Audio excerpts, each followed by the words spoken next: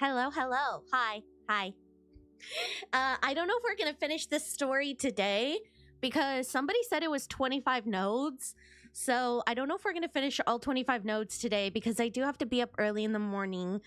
And as you guys know, I did take a little bit time off this week, which I don't often do because it's been a very hectic week. So if I do all the nodes today, I think we're going to be going quite late into the night. Also, if we're going to be reading some more tarot cards. This week has been very hectic. I have my pink lemonade emotional support here. Yummy.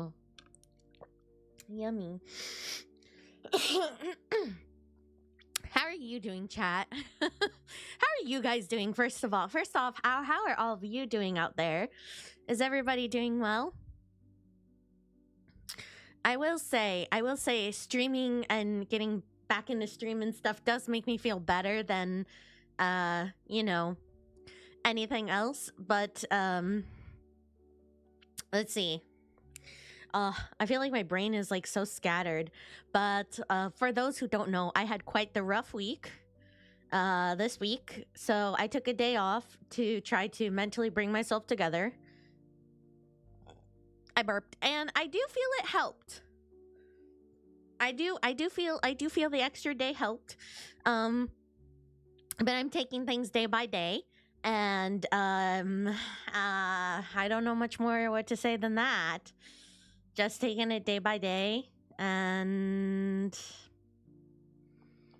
yeah, I don't know. I was debating if I should just talk about it all on stream again, but because I talked about it so much in the Discord and I talked about it so much on Twitter, I was like, I should probably stop rehashing it. And just try to distract my brain and try to get myself like back on track, you know? But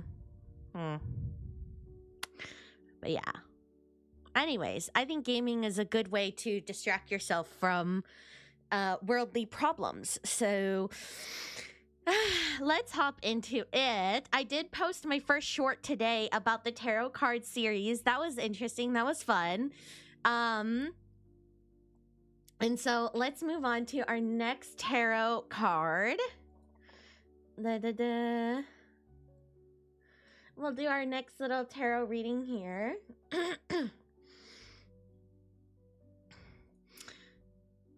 You saw that. Somebody on TikTok was like, well, now you got to do all of them. And I was like, I want to. Just give me a minute. Like, I'm glad that people are curious about this. Okay. So let me do my little spiel, and then we will talk about whether you guys feel you agree or not.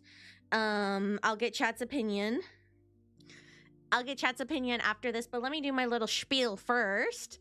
Eternity was from the AC collab. Okay, so we have our next tarot card in the Skin series. And as a baby tarot card reader, I have to say that Eternity's card, I wanted to do this one next because I absolutely love this card. Eternity was my main for the longest time when I started Reverse 1999. I absolutely love her, and I think this card is so fitting for her character, but I'm not sure everybody is gonna agree. So a little bit about Eternity. From her description, Eternity has lived through a whole century, with her appearance remaining young and charming as ever. Now she works as an information broker by using her network built before. Whatever you wish to know about the living or dead, she will find the answer as long as the pay is good enough. And then for me personally, Eternity has always kind of represented a very mature, womanly figure. And I know that there's a few mature figures, but I mean in the sense of the way she speaks, the way she carries herself. She comes off as very mature, very womanly to me. So this is why I think the Empress card is such an amazing pick for her. I want you guys to look at her card really closely because the details in this card is insane. So the Empress card is typically a blonde woman, and it signifies abundance with a crown of 12 stars. You see that? 12 stars symbolizes the cycle of 12.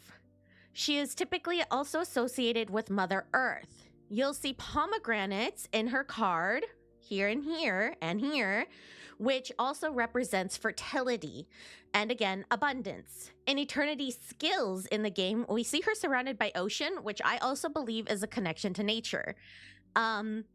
I think overall this card was so beautifully done.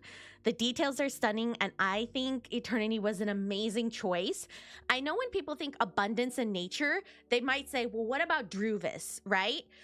But for me, the idea of the maturity of the Empress, Eternity just embodies that figure, that energy so amazingly that I just cannot think of a better pick for this card and the energy that this symbolizes better than her. So I love it. 10 out of 10. What do you think, chat? Chat, what do you think? Do you guys like this? How do we feel? Medicine Pockets was a little bit of a reach. Somebody did say the Hanged Man can represent self-sacrifice, but typically in the deck, that's not what you'll find. But Juvis already has a tarot card. Well, we'll see if her tarot card maybe could have fit this one better, but the Golden Nurturer, she just fits this, the 12 crown, the pomegranates, the blonde, light-haired lady. Like, they just nailed every single... I wish you could zoom in and... I wish you could zoom in and move the card. You can't move the card. You can only... They don't show the whole card. I hate that you can't do that. But, like, she just embodies this card so beautifully. And every important detail that makes the Empress card was put into this. And that is exactly why I am obsessed with this one so much. The earth is the first mother of us. She feeds us everything that lives. Exactly. Pomegranate trees sink their roots. Eternity fall. I mean, this doesn't really explain the card that much, but... Press the magnifying glass. Oh, there we go. Absolutely stunning. The pomegranates. The 12 stars. The seated Empress. Oh my God. It's just so perfect. The nature, the golden. I mean, this is truly... She truly embodies this card. I absolutely... I just can't... I cannot praise this card enough, how beautiful it was. When I was, like, going into the details, when I was looking at the details, when I was, like, researching it, I was like, I can't believe how well they nailed every part of the Empress card. I mean, this doesn't stay above her head, the star crown, but I love that the card itself has the details. Yeah, absolutely. I love it. I love it. I'm crazy about this card. Oh my God. Medicine Pockets was really good, but I have to say there is a little bit of, well, I mean, I guess you could, you know, it felt like you kind of had to, you know, stretch them into the frame to fit them into the meaning, I guess. I don't know. I see it, but also I feel like there could have been a better choice. Still, I'm going to stand by that opinion. Oh, but this, if I could have a tarot deck of just Reverse 1999, oh God, the money I'd pay. The money I would pay. Do you think they'll make one? There's only going to be 12 in this series, which means that they're probably only going to do the major arcana cards because that's all they've done so far, I believe. But could you believe, but like if they did the minor arcana with like, I don't know what they would, I don't know what they would use, but if they could do the minor arcana cards too, then you have a full deck. I don't care if it's fan made. I just need somebody to make it. Anyways, so we also have Jessica, Anjo, Kakanya, Voyager, Semmelweis, A-Knight, Ulrich, Melania, and Druvis. Druvis is the High Priestess. Yeah. We don't have a sun card. There's nobody has the sun yet. We do have the moon. Kakanya is the tower. That's pretty good. And then we still have all these to be, Oh, I know. It's just the background noise. Sorry, you want to hear it? Well, it's because I'm also recording to do this on TikTok. It's just background music. 0 to 21. Oh, wait. Are they going to do... Oh, wait. Are they going to do 21 cards? Let's see. In a deck, there's 78, though. 22 is for the major arcana. And the minor is 56. So 0 to 21. That means they're only doing the major arcana cards. But yeah, I purposely turned down the volume on the game because I wanted to talk about that. And when I did my short, I realized like you could barely hear me over the game music. And I was like, okay, so while I'm just yapping, the music is down. But don't worry, when we get into the game, I'll turn it up. Poppies, red and bright, grow in great numbers on the graves of the restless fallen. New blooms of life, growing over tragedy. Okay. Death does not come as a ferryman. Okay, so we're gonna get back into the campaign's tale. I did hear again that this is supposed to be 25 nodes, and I believe that we're only on node. Let me see.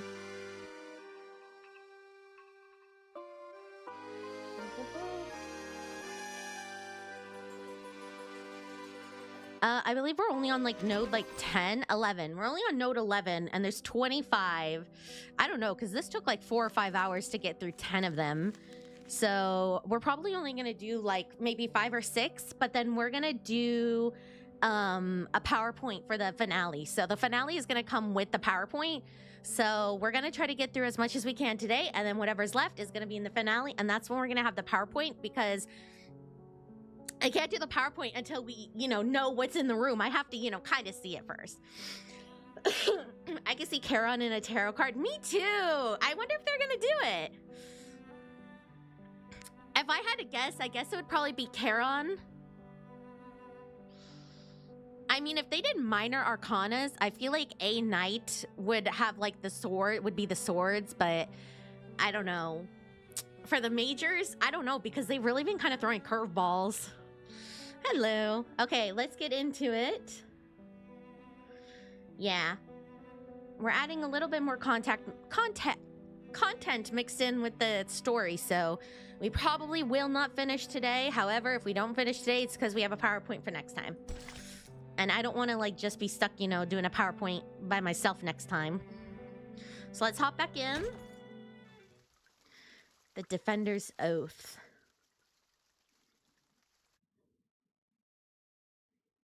How are you feeling, Miss Erd? Just as I have the many other times I've sat on this chair. And must you insist on calling me by my pen name? Erd is your real name. If you want to find the true you, you need to accept it. Erd is her real name. But I'm just a journalist. An occasional writer on hippies. Erd is simply a pseudonym for my submissions to a certain magazine. I still don't understand the purpose of this experiment. Your claims of world peace sound no different from many of my interviewees on the street. She's ready. Oh, that's creepy. Oh my god, it's like the background. Test number 13. Begin. What? What the heck? Oh my god, I wish I could pause this.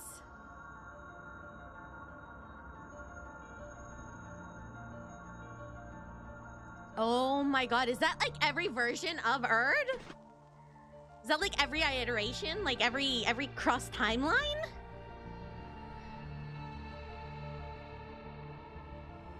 Oh my god.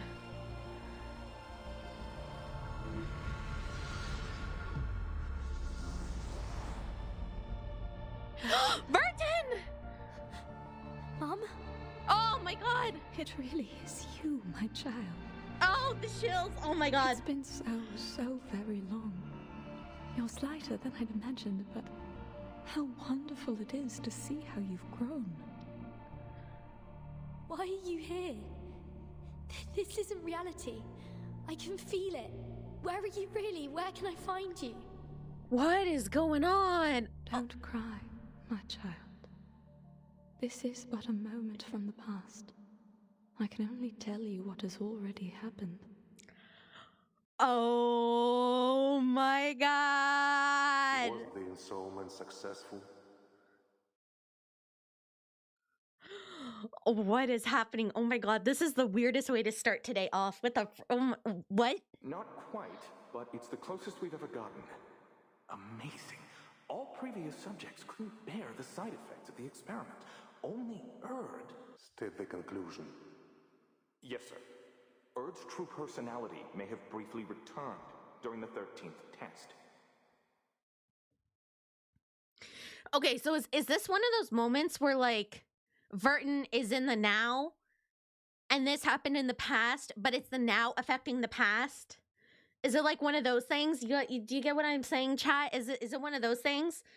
Like, they're saying her personality returned during the 13th test because in the future, that's the one where Vertin appeared in, and then that's the one where Vertin came in the room in the future, and that affected the past?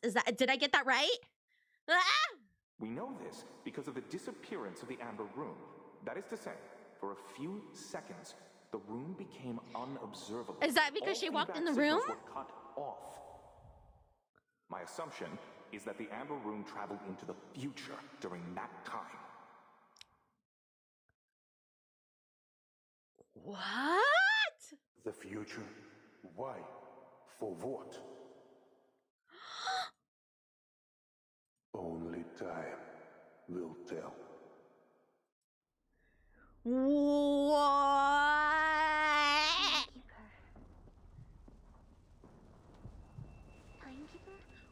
What? What? Hello? Oh my, I have whiplash. It's been like 10 seconds. Hello. Oh my god. Timekeeper, are you awake? Whether it's the ground beneath her or herself that is shaking, she can't tell. With the clamor of noises around her, it's as though she's just been thrown into a hurricane. Sonetto, is the timekeeper all right? Oh my god. Sonetto? Marsha? Hello. Oh my god.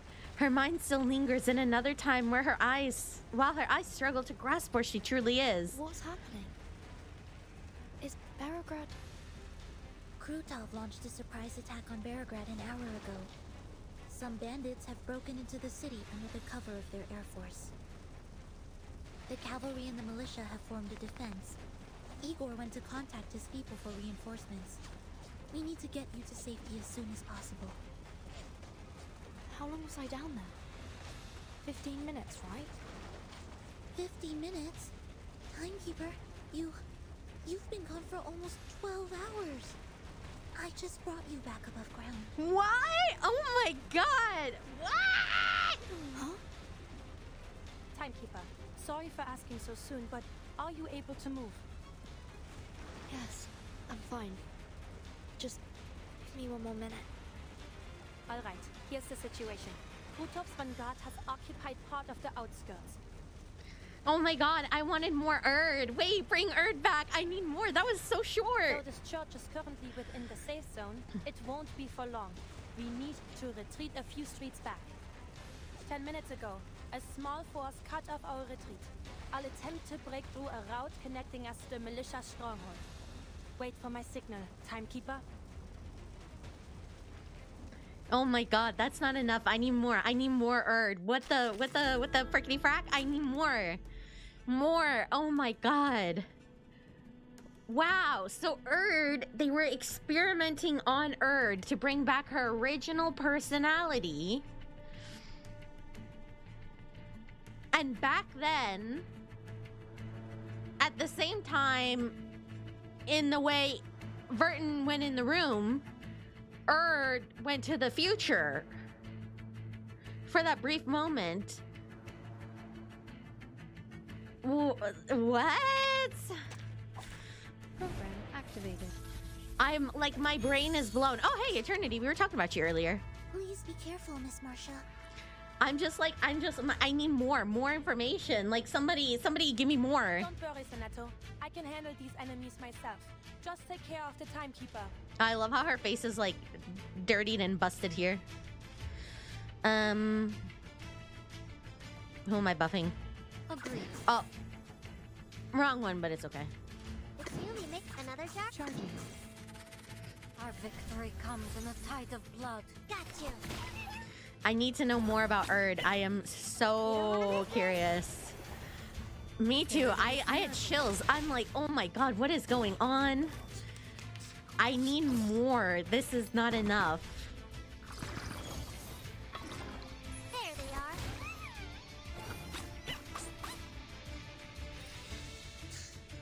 We can't get close with this firepower pinning us down.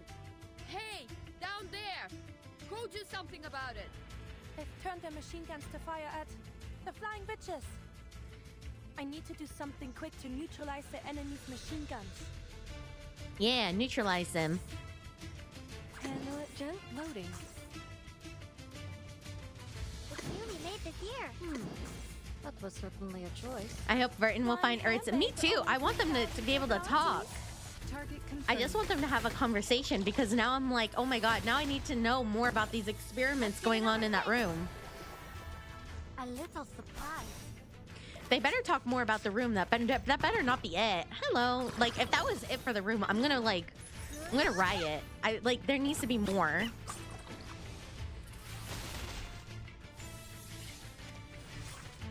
I hope you like a splash of Another. Take it easy.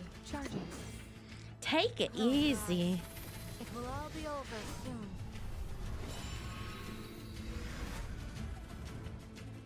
Got you.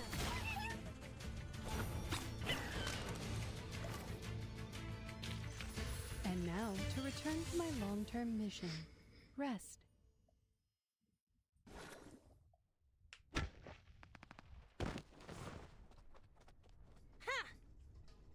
I love her with her little baton. She's so cute. The Knight's Trench Club, the club, proves an effective weapon in the cramped alleys of the city. It isn't long before Marcia has cleared a path. Timekeeper, Sonato, this way, quick! Timekeeper, please hold on to me. Right. Oh, Verton. Even with half her weight on her, Sonato manages to cross the open danger of the main street with astonishing speed. At the other end of the alley is the area under our control.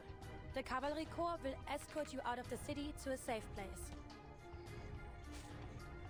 Aren't you leaving with us, Miss Marcia? I'll take you to the commander, but after that, I'll stay in Belgrade until the enemy is repelled.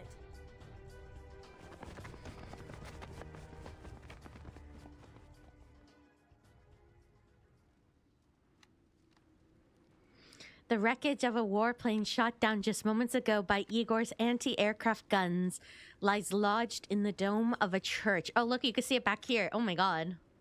Man, the details are insane. Look at this. It has the smoke rising too. Do you see that? That is insane. And then, are those birds or are those other planes? Those are birds, right? So this wreckage is surrounded by birds. That's interesting. That's intriguing. Wow. Oh, there's more smoke over here and over here, but this is... wow. Before that, several shells had been launched into the militia camp, hospitals, churches, and residences, setting the hard-kept peace ablaze. Friendlies! It's friendlies! They're back! Meryl lowers her binoculars and calls for the militia guarding the street, fortifications to clear a path, allowing the three young women to fall back into the rear formation. The commander strides forward at the sound of her voice. Are you all right, Timekeeper? You don't seem well. It's okay. I'm not hurt. Just a bit dizzy. The Timekeeper hasn't eaten anything for over 12 hours. Her blood sugar might be the problem. I'll take her to have some food. You know, I low-key love how realistic that is. Like, she hasn't eaten in 12 hours. Like, she needs to eat something. Because like I've been watching a lot of like the One Piece live action lately, and like sometimes I'm like, I know that they eat a lot of food when they like go into the islands, but I'm like, you know how you wonder in shows like when do they eat? When do they do like normal human things? It's kind of funny. I don't know. It's just like a small detail, but I do find it amusing how it's like, so they do eat. That means they do go to the bathroom. That means they are just like you and me, except they're Arcanus and we're not. But I see. When you finish, take her to the siege outside of the city. This fight will not end soon. The city is no place to live. Hello. Yes, Commander. I'll take her away as soon as possible.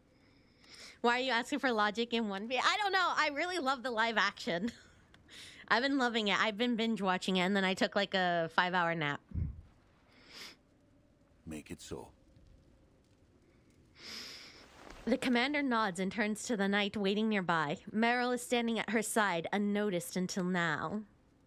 And you? You swore to stay in Anime Belgrade. power. Yes, sir. I can join the militia rescue team. Many medical staff in the city cannot defend themselves. God, I love her design. I do love her design. God, she's so beautiful. Good. Medics of the Cavalry Corps and Griffin Legion will stay as well. You will aid each other. Of course. I'm coming with you, Masha. Fine, but do as I say. Okay. The commander looks around for Igor. The two leaders agreed to stay in the city.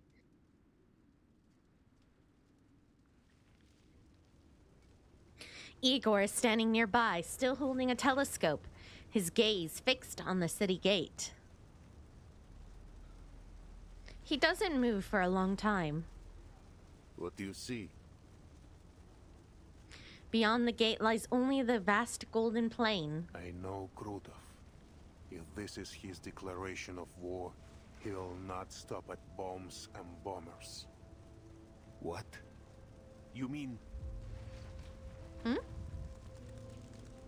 It's coming. The grass bows low as black galloping hooves carve a path straight to the city. It? Charon? He said... Is that bad? He said Charon? A cloth-covered rider bounces limply on the horse's back. He carries a blood-smeared javelin like a Roman priest riding towards Carthage. A messenger bearing a declaration of war. A classic move.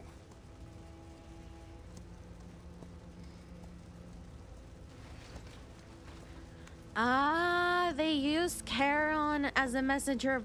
Oh my baby boy. No. Pity the man doesn't know how to ride.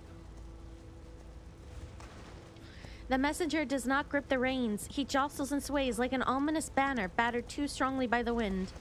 But the black horse only gallops faster, pummeling straight for the gate. By the time the messenger arrives, the cavalry have already formed ranks, guns trained on him. But the messenger reads no declaration of war, nor does he throw the bloodstained javelin. He only slides from the horse and crashes to the ground, his shattered form lay bare. What? Charon. Andreas. What happened to Charon? Is that really... They finally realize who it is. They rush to the gate, charging through the ring of cavalrymen. The instant Meryl lays eyes on Charon, she crumples to the ground, her arms wrapped tightly around her head. No, don't. I didn't even know he could die. The cavalry barely manages to hold formation as the war horses shy back, champing and stamping their feet. They too can smell the stench of death. Something isn't right. Don't get close, understood?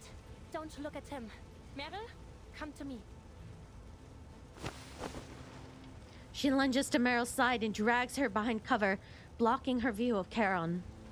The cavalrymen scatter as waves after wave of nauseating howling washes over them. The guards at the city gate have no choice but to fall back. Entry to Beograd lies wide open, filled with nothing but the stench of death.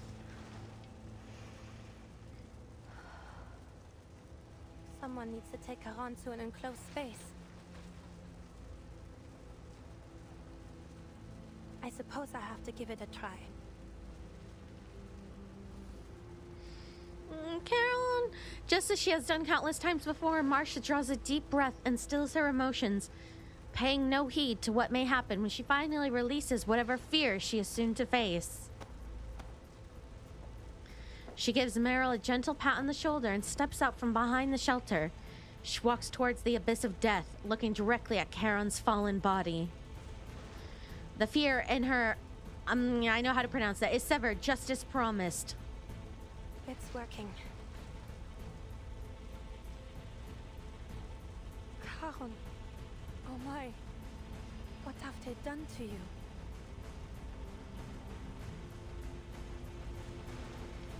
Oh my god, that's so horrible. What lies before her is barely recognizable. It isn't a body, it's a shattered, indescribable shell.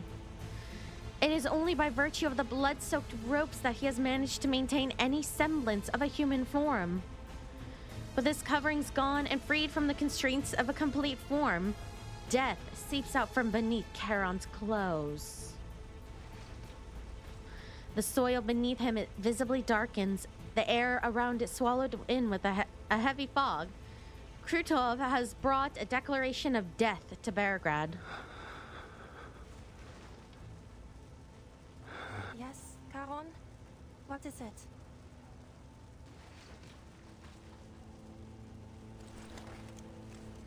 Marcia leans in close in an attempt to catch whatever sound his ruined body is still able to give voice to. A message from Krutov. I mean, I think we know what the message is, but...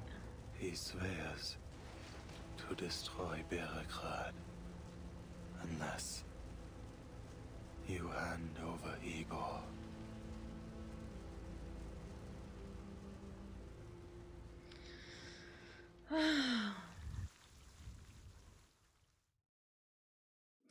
Well, that's not very fun.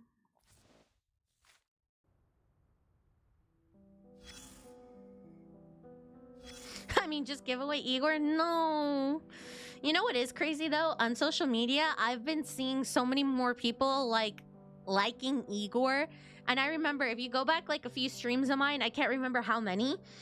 I was like, everybody hates Igor. Like, everybody's crazy over hating him. Like, I was talking about like, I was really confused still. But I was like, everybody really hates Igor. But then now all I see on social media is like people like, yeah, he's a complex character. We love that. This man has turned stiff, but the tears and stains on his notebook are fresh. Opening it sends a chill down your spine.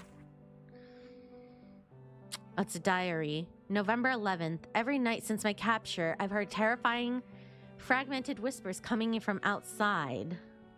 And screams, not just one or two people, but many shrieking and wailing in pain.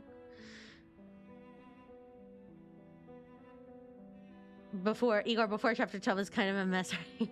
I mean, he's not supposed to be a likable person. But I mean, I think there's more of an appreciation for him as a what's it called? Going from enemy to, what is it? Anti-hero in a way?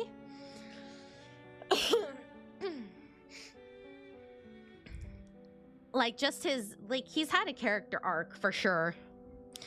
But I don't think he was ever supposed to be fully likable.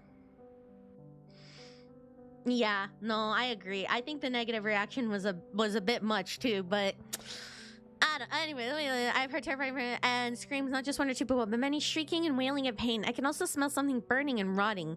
Dang it, are those Manus dogs burning corpses or performing some twisted ritual? Oh, hello, fish. November something. I've lost track of the date. Time and life hold no meaning in this godforsaken place. I once saved lives as a doctor. Now, they've used my medical instruments to brutally murder... Not even going to try to pronounce it out of respect for them. Right in front of me. I don't care anymore if they're going to come for me. Eventually, they may as well hurry and end it now. November unknown. I don't know how to write this. I actually survived that nightmare, which feels like a curse in itself. We were herded onto an empty clearing where Kuldanya in black robes was chanting a song. I could barely make out the words. Inculcator of Arcanum, let me manifest decay anew. She pulled away the shroud covering the corpse. As the black mist dissipated, a broken body lay before us. She handed me my old scalpel. Dissect it. I looked down at the remains exposed to the air. Male, early 20s, mottled, wrinkled skin, ribs collapsed and fractured. I didn't know what I was doing. Fear made me forget everything I once believed. Standing beside her, I raised the blade and started cutting. The scraping of bone was monotonous, but I freed that soul from its mortal prison. When I lowered the knife, I realized we were surrounded by a black fog, reeking of death. All the other captives have died, their faces twisted in agony. The Kuldanya seized my filthy hand and laughed. Thank you, Charon. You helped me unravel death and command it. Master death and aid its power. November unknown. The three men from before, they came for me. I didn't mean to. I'm sorry, I'm sorry, I'm sorry. The remaining text is obscured by black viscous stains.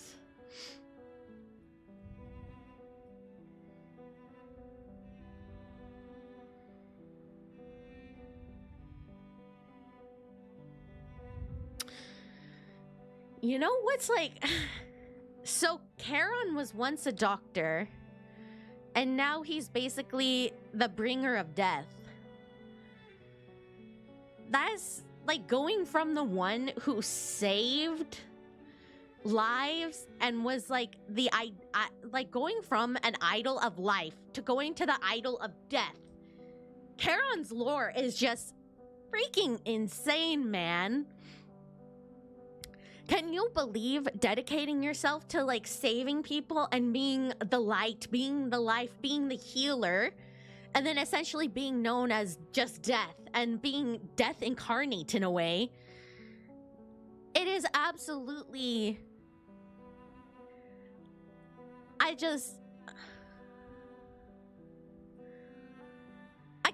don't think words can even explain what a character...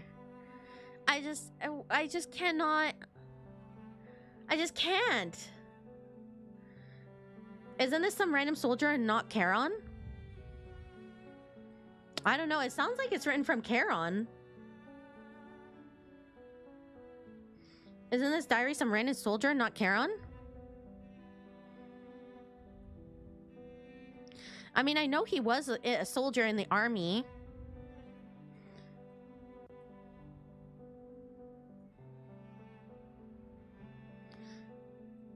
When I lowered the knife, she seized my filthy hand. Thank you, Charon. It's a random soldier?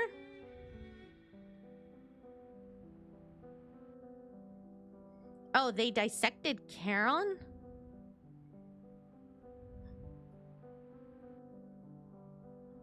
Huh. I didn't know... That is confusing. I raised the blade and started cutting it. When I lowered the knife... Sees my filthy hand. So she's saying thank you to Charon? That she cut into?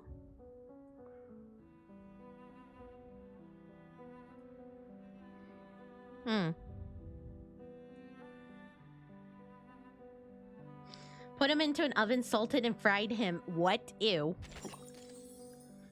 Gross.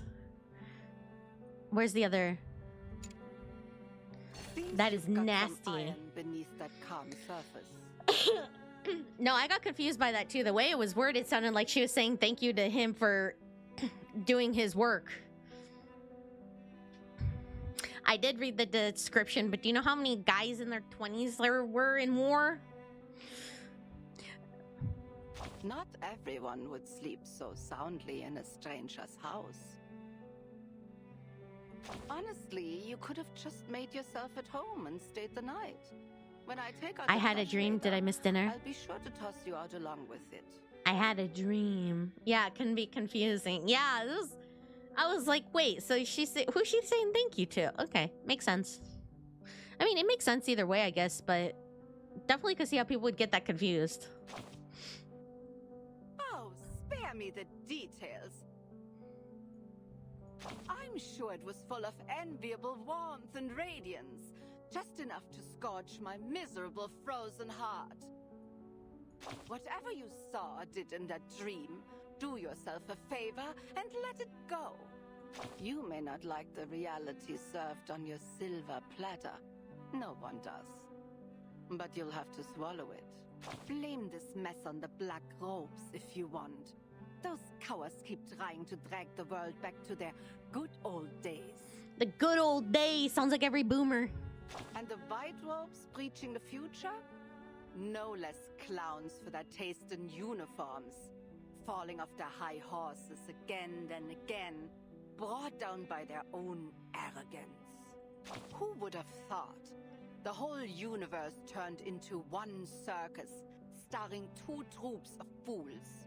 Why didn't that blind woman just let the world burn back then? It wouldn't have been worse than these chaotic times. And who asked her to play the martyr anyway? Bring back more Ard. If you're lucky enough to I find want more her, Ard. take her home Yes, find and her. Make sure she stays there, quietly, for everyone's sake. I will, and I want more. I want more Ard. Life and fate. This little piece here. The piece looks so silly. Life and fate. Militia base Beargrad. He does not feel pain as the living do, but it has left its mark all the same. He must have endured unimaginable torment. Unimaginable. His bodily structure is too fractious to store his arcane energy. The leakage is worsening his condition. Charon's body is held together in an unnatural way, like a man crushed 1,000 times. His fragments no longer fit together as they should. How could the Manus do such a thing? Why? He's got nothing to do with any of this. Meryl stands with her back to Charon, her shoulders hunched and trembling. I just always like to look at the map. Okay. I should have gone with you, Charon. Charon now lies on a stretcher, silent and contained, like a black wall behind them.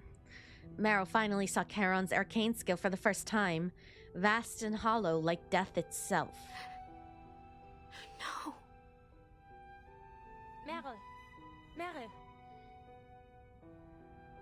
Yeah, I just like to look at the map just I already said where we were, and I'm like, I know not much has changed, but I'm just still intrigued. It's just fun to keep checking it, even though not much really changes. Masha. She instinctively turns to her, but Marcia grips her shoulders firmly, holding her back in place. Don't turn around. I think Charon wants to tell you something.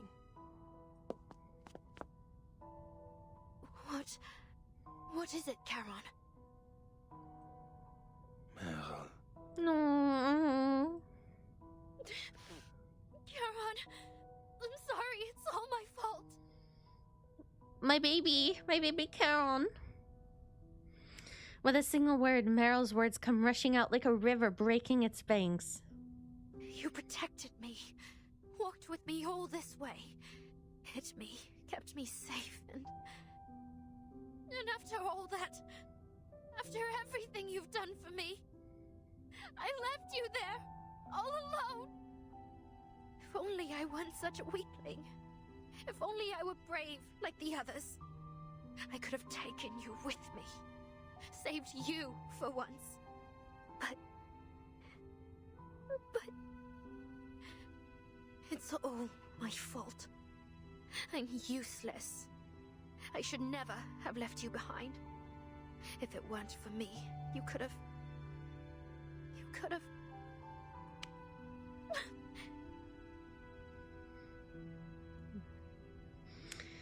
The words choke in her throat before they can be spoken. No, Meryl.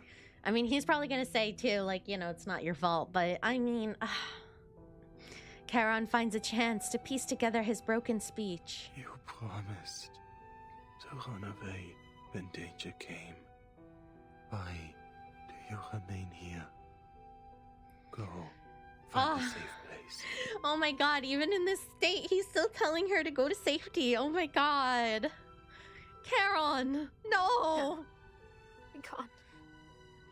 I can't run away anymore. I shouldn't. I should never have run in the first place. If I'd just gone back to the squad. If I hadn't asked to go with you, if...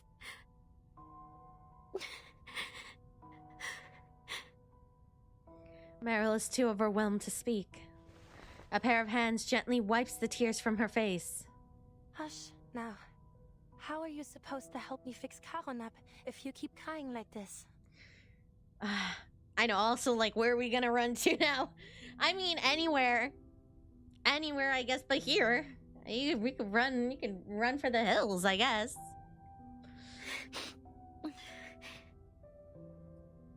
Don't forget what we need to do.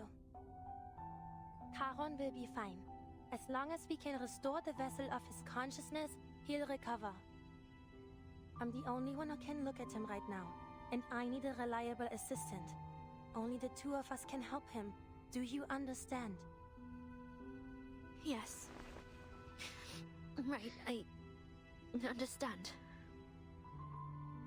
Then take a moment and wipe your tears. It won't be an easy task, but it'll soon be over. Oh, bye, Livin. Just follow my instructions and give me what I need when I ask for it. Can you do that, Meryl? And you can't tell where Meryl's from, like ethnically? I love how she's become the assistant now. Just do what I say. A boy steps onto a fallen stone pillar, the wreckage of the warplane in the church behind him. It's been shot down, yet it still seems to posture in defiance, a grim reminder of how fragile this city is.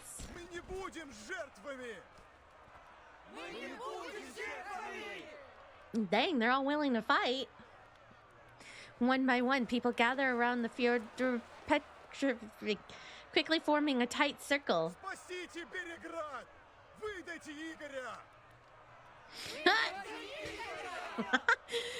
Just like you, chat. Just give a hand over Igor. Get rid of him. Hello. Get rid of Igor. Ship him away. More and more voices join the chanting. She did reference Australia once in chapter 10.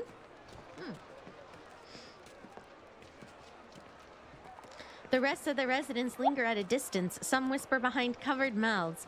Others lift anxious eyes to the sky, searching for bombs that may yet fall. The chanting crowd clambers over the street barricades, only to be halted by gun barrels before the fortifications of the city defense headquarters. Hello. Everyone's like, yeah, just give him up. Just send him out. We don't need Igor. Stand aside, kid. I need to talk to your commander. You can tell me. I'll pass it on. Sergei feels a shove from the side. Oh. Hey, I know this man. Let me talk to him. The Beograd militiaman climbs onto the fortification standing. Wow, there's a lot of big words in one sentence. Fyodor, take your people and turn back. Or are you here just to cause trouble? Still standing strong with the cavalry, are we, Dima? Don't you know how many have sided with us? Them? Just little sheep following any dog that barks at them. You war-crazed Duraki. All we have to do is hand over that Igor and Krutov will leave us be. The choice is obvious. That sounds like me in chat. Like, yeah, screw Igor, F Igor. And I'm like, no, no. You're the Durak. They're bandits. Durak. You can't trust the word they say. I'm gonna remember that word, Durak. Like Dracula, Durak. Who is he? No one here has ever even heard of him. It's no skin of our back to hand him over. You cavalry said you wanted to protect the city. Now is your chance. Oh, we don't know who he is, so just get rid of him. I love the logic here. He's just, yeah. Yeah, who is he? Get rid of him. If Krutov has some personal issue with Igor, Hello. then I say they solve it themselves on the step. You don't know what you're talking about. The drinks pickled your brain. Just look at your nose. You've got no say here anyway, so shut it and go home. Before handing Igor, tie his hands behind his back and expose his chest. Oh my god. Do it. Boos erupt from the crowd. Boo. You can use your enthusiasm to fight off the bandits and get our market back. I'm the militia man, and chat is everyone booing me every time I say anything. Why are you booing me?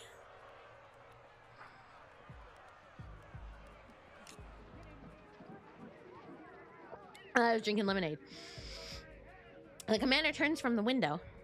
Tell the 1st Battalion's commander to evacuate the citizens trapped outside. Just a few sharp soldiers. Don't worsen the situation. Boo! You suck!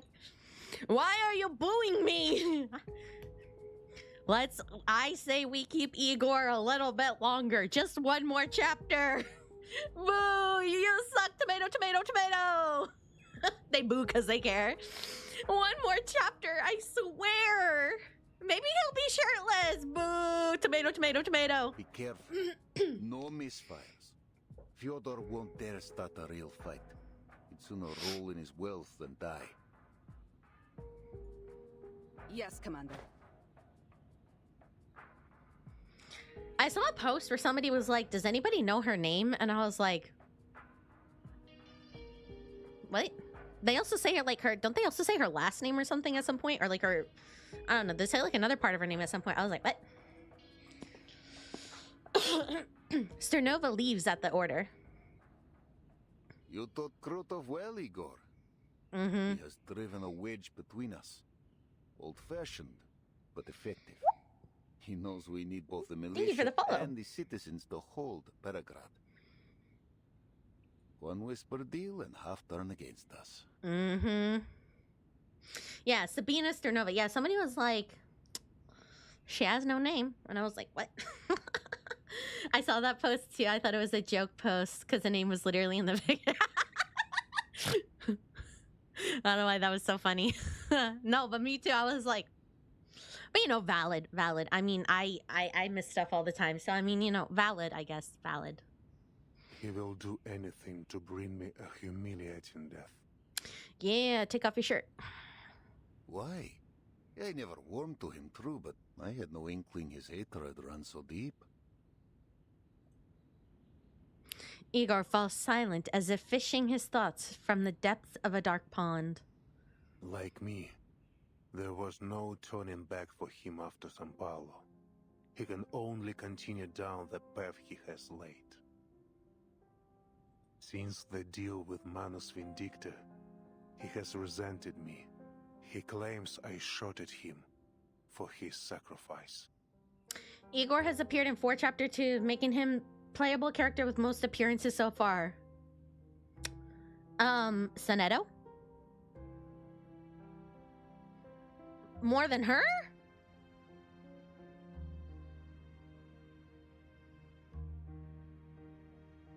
Lilia? More than her? Even Apple?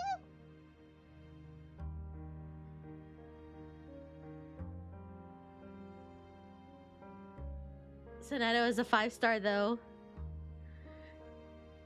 You didn't say that in your original message. Okay, the banner. Okay, you did not say that.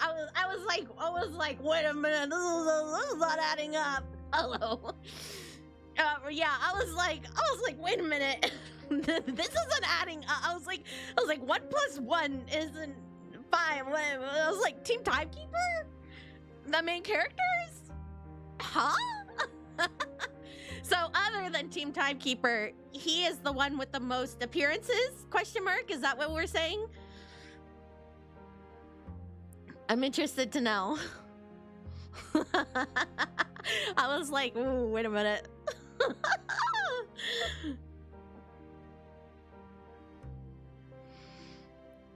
I'm curious. Really, is that true? Fact check that. So he has the most appearances of a non-Team Timekeeper banner character. Ulrich and Muldir being a close second, probably. Yeah. I mean, in recent chapters, yeah, for sure. Close second. But I mean, he's number 1, right?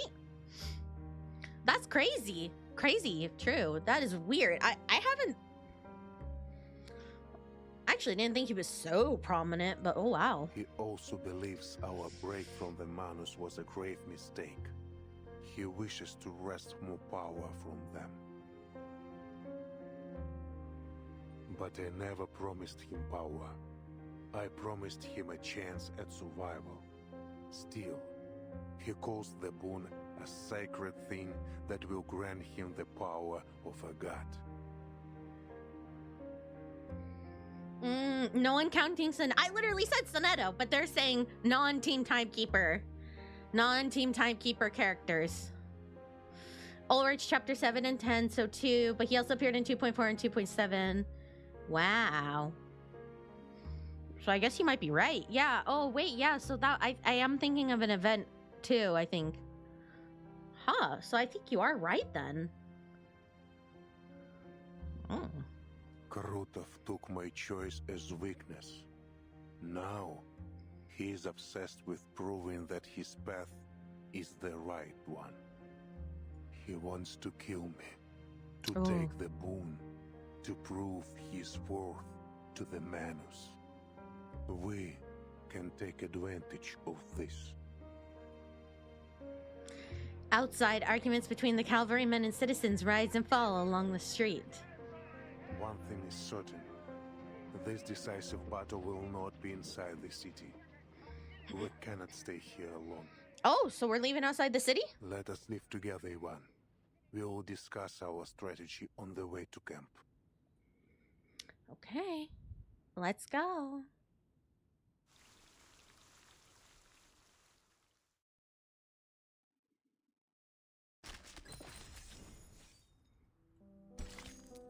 Farewell letter.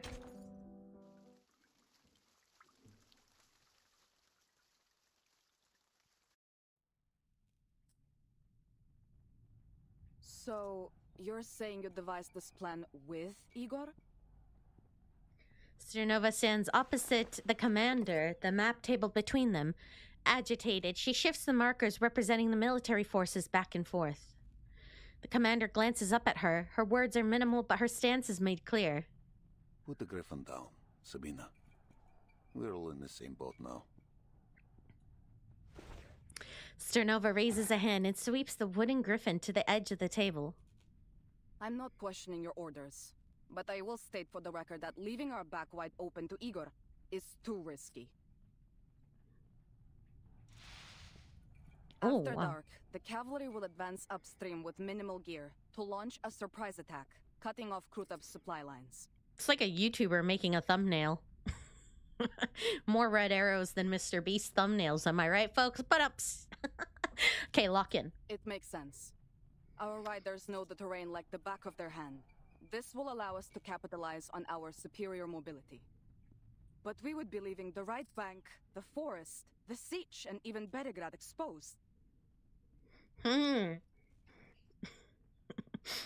throwing ourselves into the old lion's mouth and praying he won't bite.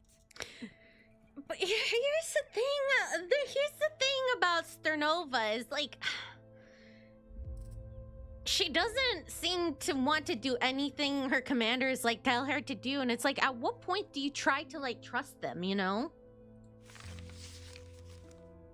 You're right. We'd be exposed.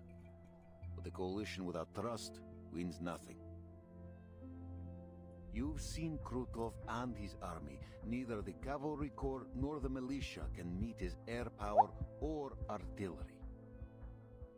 Belgrade would be rubble if Thank you for the follow. Anti-air guns.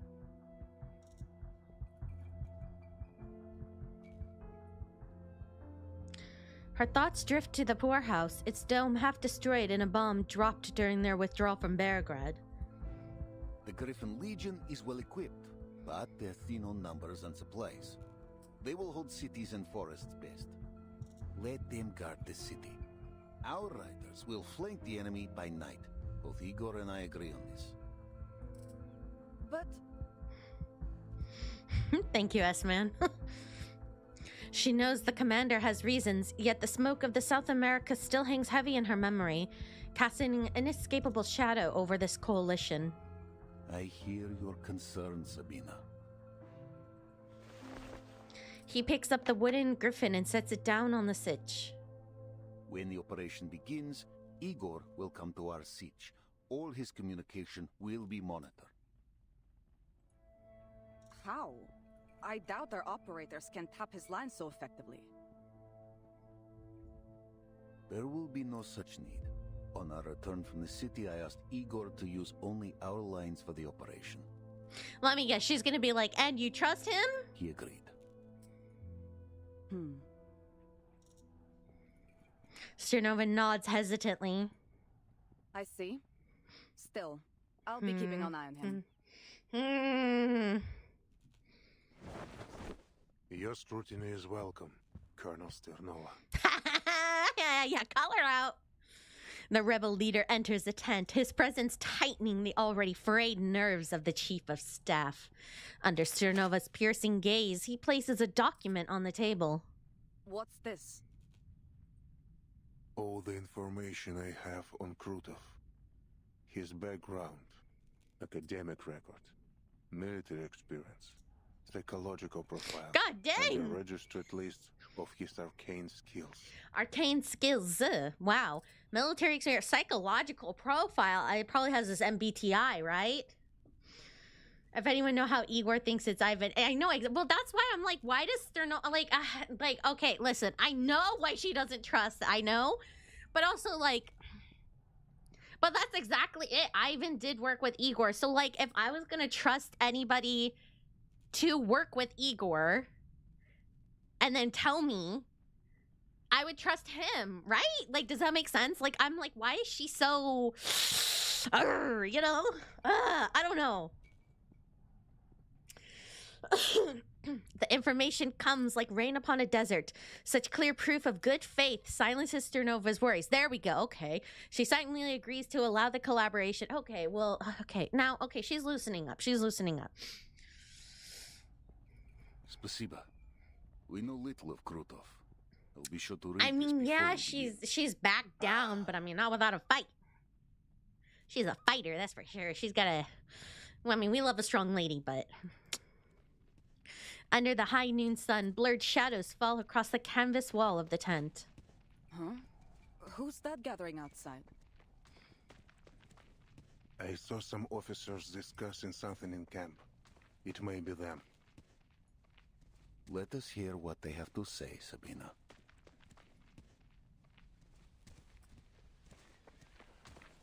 This is... Just as Igor predicted, there's a group of officers standing outside the tent. Their hands rest along the seams of their trousers. Their faces each wearing a complicated, cautious expression. The characters don't have a fourth wall perspective of the story. Sure they do. Why not? Why are you out here jabbering when you should be making preparations? The leader of the 5th Regiment takes a small step forward and delivers a textbook salute. Commander, I am here to make a request Goat. of you. On behalf of the men, sir. He's the goat. I'm listening.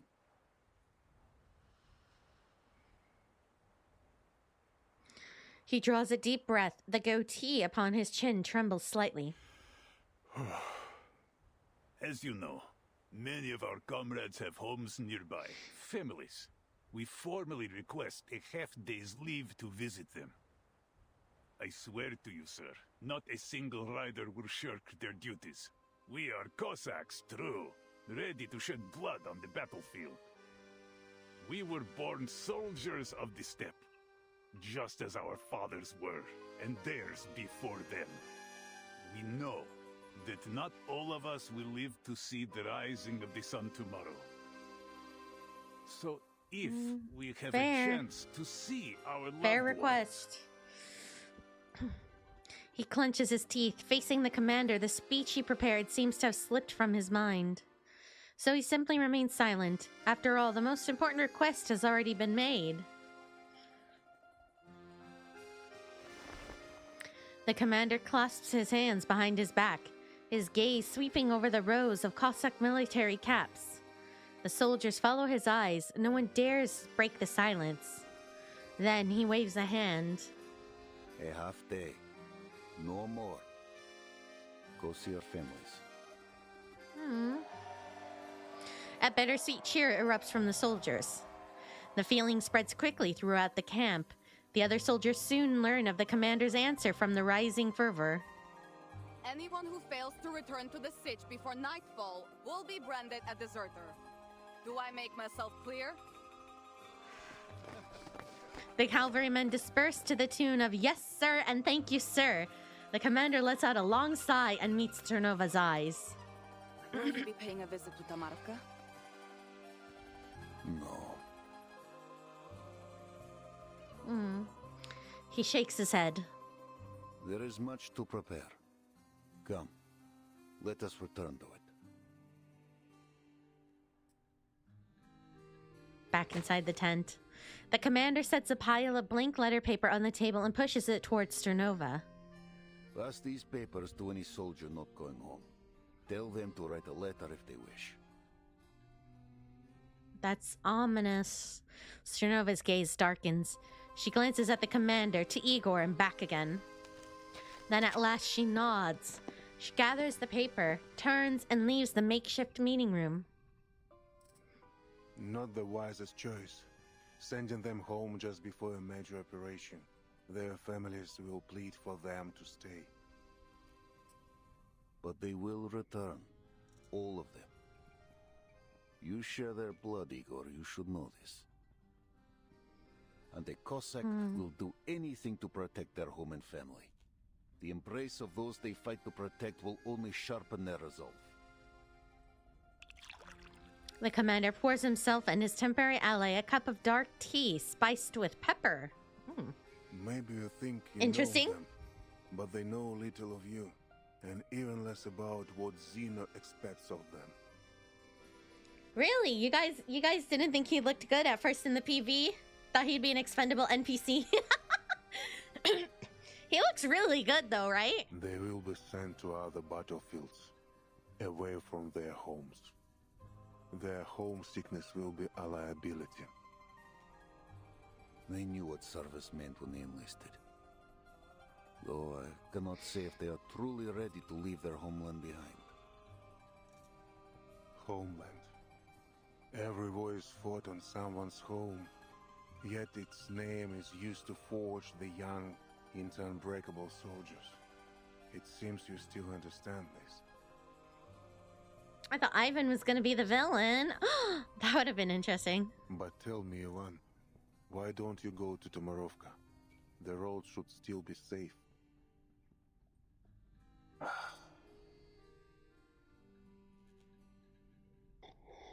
Ivan lifts his cup and takes a sip. Or is it that the dawn of this era is no home to you? Are you afraid to tell your soldiers the truth? Ooh. Ooh. The commander adjusts the collar of his uniform, searching for a way to change the subject. I don't answer to you anymore, Igor. In fact, you're one of mine now. You should join them. Join them? What do you mean? Write a letter to your loved ones. The unexpected proposal renders Igor silent. Krutov bears a grudge against you. It is clear. If we fail, he will show you no mercy. So, anyone to bid farewell to? Or is this era truly just a fleeting wind to you? Oh! I knew it. He was shooting back at him. Oh. Is this era not your home, Ivan? Is this era not your home, Igor? Why don't you write a letter, Igor? Why don't you write one, Igor? God dang! Ah! You could cut the tension. You could cut the tension with a plastic butter knife. Gee, Ivan, get his ass. Oh! Oh! I mean, he's got a point. I was thinking the same thing. Not gonna lie. I was like, I was like, Loki, Igor, do you even consider this era your home? Like you're like, why are you talking, you know? Igor drinks the hot tea in one gulp. He rises and pulls on his coat. I guess he's not going to write a letter. I'll leave you to your work.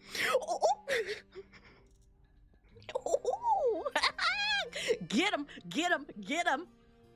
Whoa. After this battle, Igor, I hope never to see you again. Oh, that's sad. I thought we were gonna be like, you know, buddies or roommates after this, maybe. I don't know. Taking a few sheets of letter paper. Oh, he does take the paper. From the commander's desk, Igor steps out of the tent. He's gonna draw his picture to throw darts at. Igor the hypocrite got called out by Ivan the Chad handsome mama's boy. He's gonna draw pictures of him with stink lines. The commander remains standing as if waiting for something to arrive. Soon the radio link to headquarters chirps as its alarming tone is expected. Vice Admiral Barakov, is the timekeeper safe? Yes. She says our mission in Belgrade is mostly complete. No, I need more. No, wait, no, it's not. No, I need more. We'll relay this to the Foundation Committee. With that settled, your orders are to pull the Cavalry Corps from the region, effective immediately. Immediately? We were given 2 weeks to secure Belgrade. A warlord and his bandits, aided by Manus Vindictae, have been running rampant on the Dawn. Leave? They are working to neutralize this threat before redeployment. Manus Vindictae's forces are concentrated on the Western Front. Our manpower is already stretched too thin. We can't afford to hold the Don River. Not while there are more important strategic goals. The decision is set. No 2 weeks. What? You can just, like, change that, like, just like that? 5 days. That's all I ask. We will resolve the threat here and ride to Hungary without delay. And how do you plan to resolve the threat? With Igor's rebels? No 2 weeks. What the... Did you really think you could hide your coalition with Igor and his traitors? You and I only turned a blind eye for the Timekeeper's sake. But the Timekeeper has finished her work, and you are still collaborating with them. Actually, Timekeeper didn't finish. You know, I said she was almost finished, but, you know, she's got, like, so many more things to do. I, like, lied about that. Are you prepared to face the committee if they demand an explanation? Oh. Vice Admiral Barakov, do you read me? Ivan Ivanovich, you understand what I'm saying, don't you? You'll obey orders or you'll face the consequences, Ivan. To protect our home and kin. That is why I stand with Igor's rebels. Yeah. She's still here. I'm just a liar. That will be my only answer to the tribunal. Oh, brother. She full government named him. Oh, boy. I'd be like, you know what? Actually, like, Timekeeper, like, her arm just fell off. Like, we got so much work to do. Like, her arm just crawled away. Whoops. Sorry, gotta stay. My bad. Sternova's operation order brief. In accordance with, you know, this brief has been encrypted. Operation Frozen Horseshoe. Spear Light Cavalry Division 0500. Mission, you're ordered to form a rapid strike team with the Shashka and shield units hereby designated Horseshoe. Strike team, oh, that's Horseshoe, right? Oh, Spear, Horseshoe. Oh, no, Horseshoe. Horseshoe will coordinate with Horse Hunter forces and the Old Citizen unit to establish a Horseshoe formation battlefront. Advance upstream along the Golden Bank of the Undercurrent waterway to launch a surprise assault. Your core objective is to restrict enemy deployment space at all costs. Our forces and Horse Hunter forces suffered infiltration attacks in southern town. We have confirmed the enemy's new attack target, enemy Black Locusts, forces are massing on the golden bank of the undercurrent waterway. They are expected to cross in full strength and launch a general offensive against southern town. According to reliable intelligence, enemy Black Locust forces are expected to mass for attack within the next 24 hours. However, the exact strength of the troops committed to the dark bank of the undercurrent waterway remains unknown. Execution. Rapidly forward the undercurrent waterway. Before enemy forces completely assemble, execute a flanking maneuver. Oh, here's the map. From the narrow wing, ambush and eliminate all encountered enemy units. Penetrate enemy rear positions and sever supply lines. All combat units must reach the Old Tree Riverside sector and assemble before the autumn harvest. Coordination. Horse Hunter forces and the Old Citizen unit have been integrated into the Southern Town Defense Network and will conduct divisionary attacks from the Dark Bank. Longtail forces will provide supporting fire and cleanup. Following the extension of the offensive, your unit must immediately engage the enemy and coordinate with friendly forces for encirclement. If you encounter an enemy counterattack, you may request air support. Due to logistical constraints, the Scout Short Sword Camp will assist in securing abandoned horses and equipment recovered during operations. Command and signals. Maintain status quo until next classified order is received. Okay. The night before war.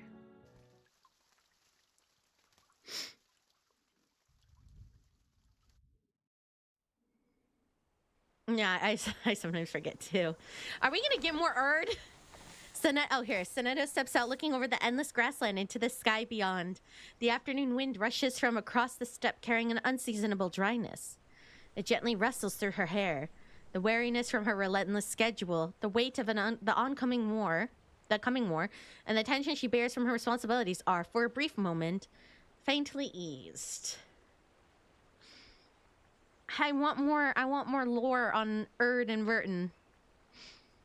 Greetings, Miss Sonata. Mr. Igor.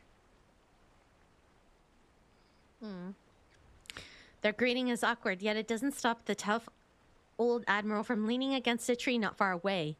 He gently closes his eyes, as if listening for something. How long has he been standing there? Soneto swallows the question before it reaches her lips. What are you doing out here? There is a sound as the wind brushes over the grasslands. I find it eases my mind. Soneto focuses in on the same sound. After a moment, she resumes her questions. You're here for the timekeeper, is that right? Is she still resting?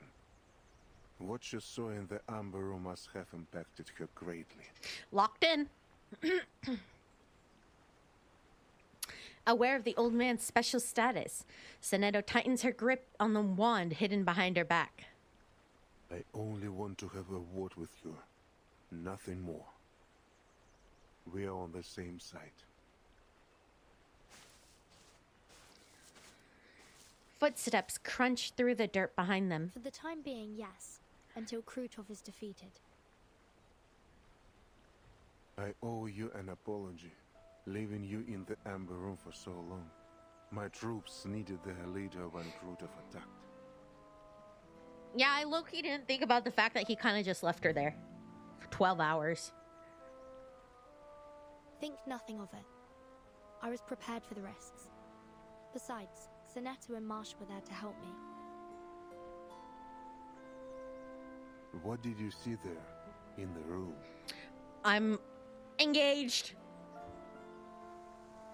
An overt question. A fear older than memory floods her vision.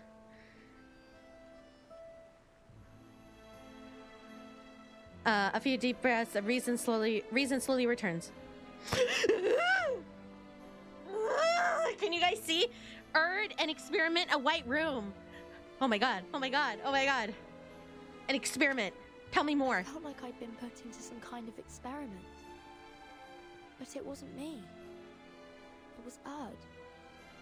They ran the experiment over and over, each time Erd suffering immense pain. It all seemed designed to transform her into someone else. I saw other things too, but they were blurry and fragmented. The video clips. Then they didn't take their devices with them when they evacuated after all. No. Whatever I saw wasn't footage. I have to enter the Amber Room once more to make sense of what I saw. Oh my god, we're going back. Igor falls silent for a moment, then shakes his head. I advise against it. There are still skirmishes being fought in the city. No one can guarantee the church will stay safe for long. The Cavalry Corps is preparing for a surprise assault tonight. Lieutenant Lilia is in the field trying to locate and destroy the Manus' rights. Your assistant will be your only protection. Go back into the room now. You are too important, Timekeeper. If your presence in Belgrade were exposed, the Manus will throw everything they have into capturing you. I cannot afford to let anything jeopardize our battle plan. You must stay hidden from the enemy until it is safe. Miss Sanetta, I don't question your capability and devotion, but Belgrade is a potential battlefield. Send her down. Send her into the subway now. Good point. I'll be sure to return to the Amber Room, only after you've defeated Krutov. So she has to stay. So now they can't say anything, right? Now she doesn't want to leave. There you go. It will be done soon. A soldier came to me earlier today. He seemed to think a Foundation member would have a higher chance of surviving the battle, and asked me to deliver a letter to his brother on the Western Front. Hello. What about you, Mr. Igor? Did you write anything? Igor lets out a sigh, so faint it almost goes unnoticed. Clearly he is trying to conceal something. I know someone who would be deeply upset were you to die here. She intends to end your life with her own hands. Igor rubs his temple and gives a helpless smile. Lopera. Does the Foundation still keep her? You could say that. She isn't allowed to return to her position as a soldier yet. Not until Zeno's review is finished. Lopera mentioned! Ah! Igor nods, signaling he wants to hear more. She's made somewhat of a life for herself at the Foundation. Oh. Made friends and got into some trouble. Ah! Oh my god, my heart! I'm gonna die. They assigned her an instructor to work on her dice game obsession. Oh! So typical of her. Oh my god. There's something I'd like to know too. Ask away. Commander Ivan invited me to his home in Tamarovka for a lunch. A lady hosted us. He introduced her as his mother, but something seemed off. This is the first time Lopera has been mentioned by Igor since chapter 8. Do you think he literally forgot about her and panicked when Vertin mentioned her? I don't think so. I think he's just been preoccupied. I mean, you know, he's kind of had a lot going on, and probably in his downtime he thinks about her. We just don't know it. But it doesn't seem like he forgot her. I think he just doesn't want to face her, you know? It's probably a tough thing for him to face. She is indeed Ivan's mother. Oh. Then did Commander Ivan request shelter for her from the storm? Yes. A request made not long after their reunion. Igor folds his arms across his chest, frowning. Not even the most capable diviners could have predicted the advent of the storm. As you suspected, Ivan's mother, like most at the time, was reversed during the first storm. Sometime after that, Ivan rediscovered her. He told me that he knew it was her from the wrinkles on her face and her tender smile. He was certain that, by some miracle, his mother had survived the storm and returned to him. Oh, God! Can you imagine the psychological effect that would have on you? Jesus. God, I would feel sick. An improbable scenario, don't you think, Timekeeper? God, I would be ill.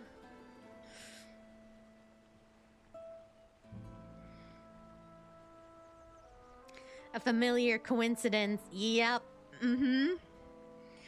And it was sickening before, and it's sickening now.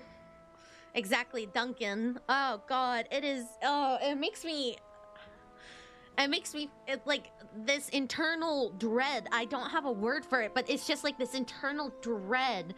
Imagining that scenario. I can't even explain in words. Like, just...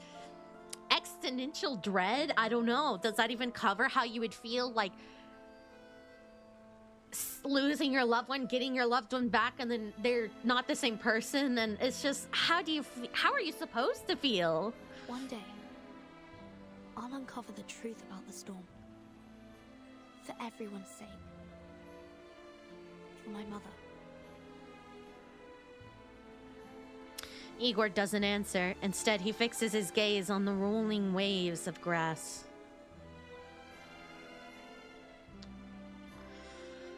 Oh, oh my God.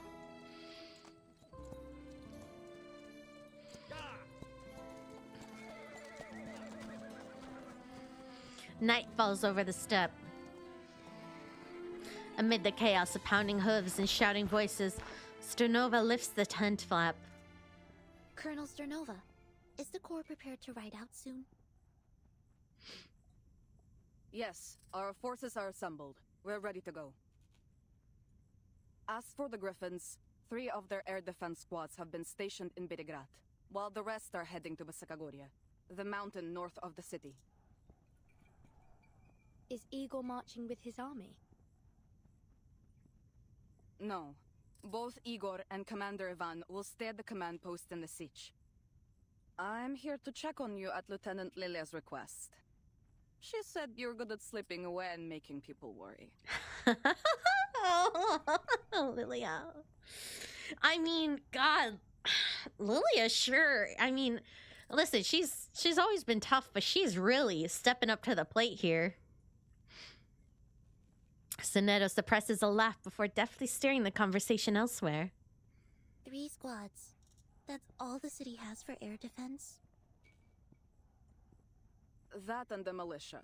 With our reduced numbers and the danger of street battles, we have to rely on the support of armed citizens. Outside the tent, the agitation has only continued to build. The commander's orders ring out, half lost in the swelling noise. Timekeeper, for your own sake, I suggest you leave the dawn. Or at least make sure you bunker down someplace safe. I'll take my leave of you now. Commander Ivan is about to rally the troops.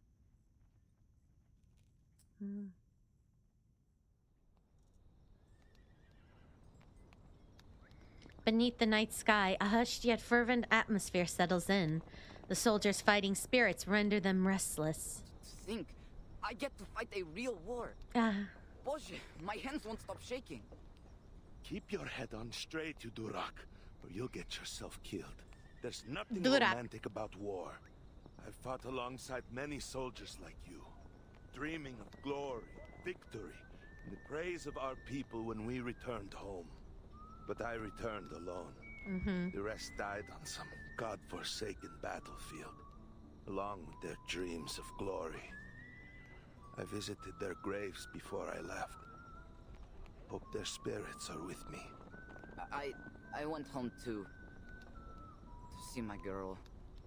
You didn't promise you were going to marry her after we win the war, did you? God, no. No, I didn't say anything at all. I just looked into those beautiful eyes of hers. She understood the rest.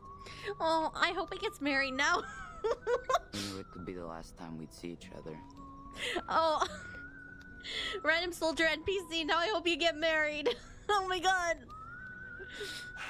Alright, that's enough, lover boy. Commander Ivan's about to give his speech.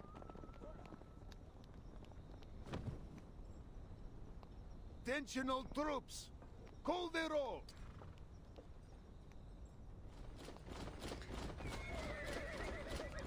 Strong, unified voices rise from the formations, joined by the thunder of horses stamping the ground. All soldiers have returned to their posts, sir. I knew there were no cowards in the war. Wow, not a single deserter. That's pretty good. I expected nothing less. I mean, they called it. I had a little bit less hope. You've seen the ruin Krutov and his bandits have wrought. You've seen those black-hearted cowards burn Cossack homes and kill our kin. I'm going to cut off that clown's head and hang it in my backyard. Ooh.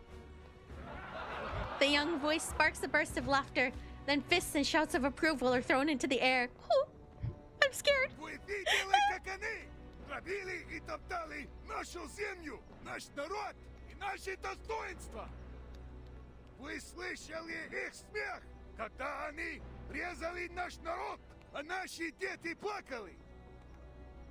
Но сегодня их злодеяние окончится. Не так ли, мои братья и сестры? Потому что мы, Корикорпус, всадники степи, и эти Донна, остановим их на месте. We'll stop them in their tracks. Мы сотрем их в пыль и вернемся домой победителями. За степь, за Дон. For the dawn, for the Cossack children yet unborn. Today, we destroy the enemy and reclaim our home. Get on! Hurrah!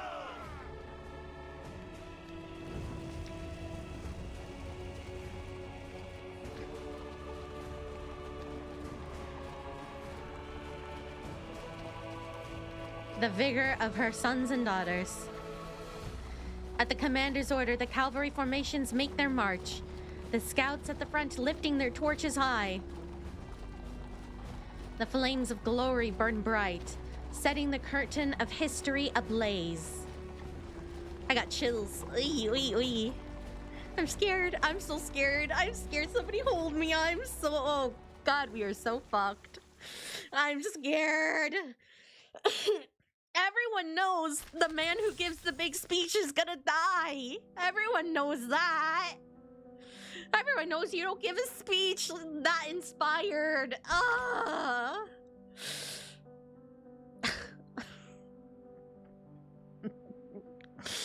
Sorry, but it's not that funny knowing his state, but it's a little funny that he's just knocked over right here. He's just, help, I've fallen and I can't get up, Charon. Listen, I know it's serious, but like low-key also, he's just knocked over there on the ground right behind her. Why did they set him up like that? Couldn't they at least put him in a stretcher bed or something? Why did they have to just knock him on the ground? Because he's just sitting there. Why couldn't they put him in like a stretcher bed or something? Why is he just on the okay. Poor baby. My Chiron. The militia camp is full of makeshift beds sheltering the many civilians. See, like, he could have been, anyway. Injured in the warlord's raid. The wails of pain echo in every corner. Still, they've managed to set aside one private room. VIP. Meryl rises from her chair for the 33rd time, pacing around the only bed in the room to check on the patient again. The patient no longer oozes death, yet she still can't bring herself to fully look at him. Her gaze drifts aimlessly toward the single basement window, the grain of the wooden chair. A smudge of chocolate at the edge of the cloth catches her eye. This awakened has an unnaturally low body temperature. So low that even in Beargrad's long autumn, a piece of chocolate wouldn't melt. Could someone have used fire? Can fire even hurt Charon? Had her friend been turned over flames like a roast pig? Mara? Baby boy. Meryl feels guilty for the association, but in her franticness, her thoughts keep jumping around. A shiver runs through her, as if her own hand had struck the match to the kindling. Mara. Oh! Charon, you're awake! She turns her face, quickly wiping away a tear, then hurries to Charon's side to help him sit up. How are you feeling? Are you thirsty? Are you in pain? I'll go get the painkillers. Charon shakes his head slowly. He has no need for water, and the medicine in the ampule makes no difference to him. Besides, the body beneath his bandages has almost healed. Oh, right. Marsha cut your cloak when she was patching you up. Here, I found a new one for you. Do you like it? Meryl is desperate to do something, anything for him. That won't be needed, Meryl. You owe nothing. The cloth covering the death beneath shifts as if a breeze had just disturbed the air in the sealed room, muffling Charon's next words. No, I owe you a lot. What I did was wrong. Her no is both a denial of him and herself. I'm an arcanist trained by the SBDM and the Vigils. I even fought a little in Antarctica. I can fight, I can. But I didn't.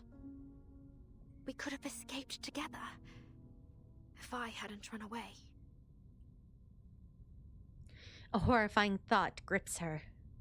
I should never have forced you to take me with you in the first place.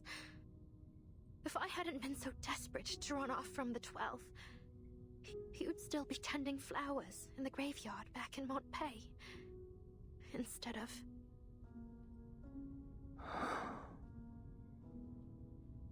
Death's call had grown heavy in the east. The path forward was clear. So long as Krutov's atrocities grew unchecked, this was inevitable. Oh, Carolyn. He tries to comfort her, but she is like a cracked cup, no longer able to contain her emotions. I'll go get Andreas. I'm sure he's missed you a lot. Yes, let's bring the horse into the room. Hello.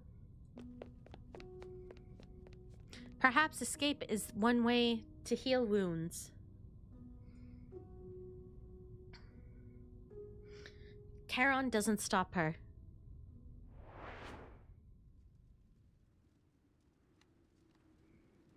Emotional support horse. Have you know what would be really funny? Have you guys seen the video of like that emotional support horse in the hospital that like plays the piano with its like snout?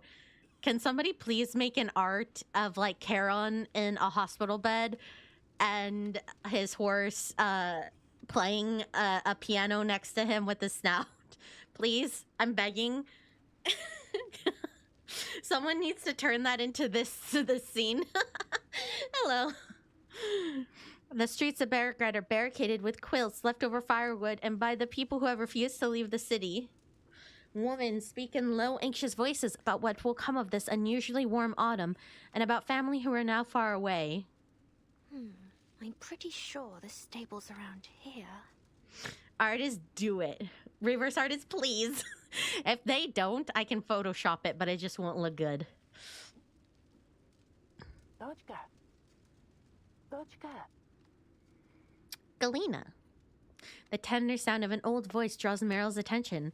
She turns to find an elderly lady sitting in the shade beside the road. Are you talking to me? Yes, Dochka. You were in Tamarovka, yes? Sergei said you were the fish he and his friends got from the river.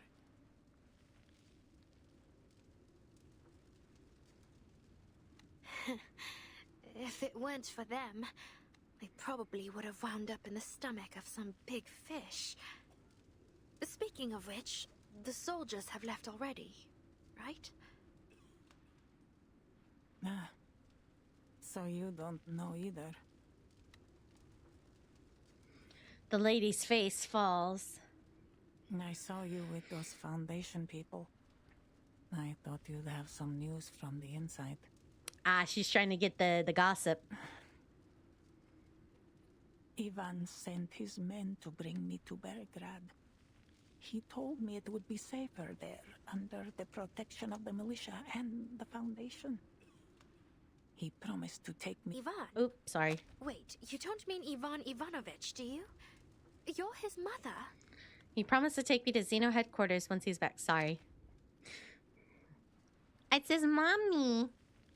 I am, Rodnaya. Though a child doesn't tell his mother everything, I'm sure he has his reasons. I've grown quite used to it. I mean, I get that they couldn't tell everyone what was going on, but that's also really sad.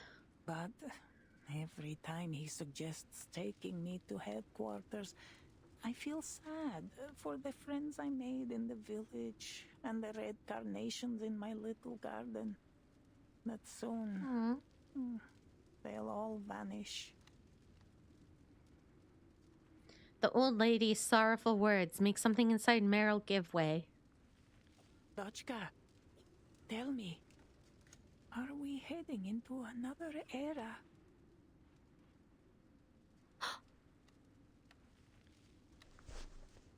Meryl nervously clutches the belt at her waist. She tilts her head, avoiding Miss Galena's watery eyes. I'm sorry, I don't know what you're talking about. No.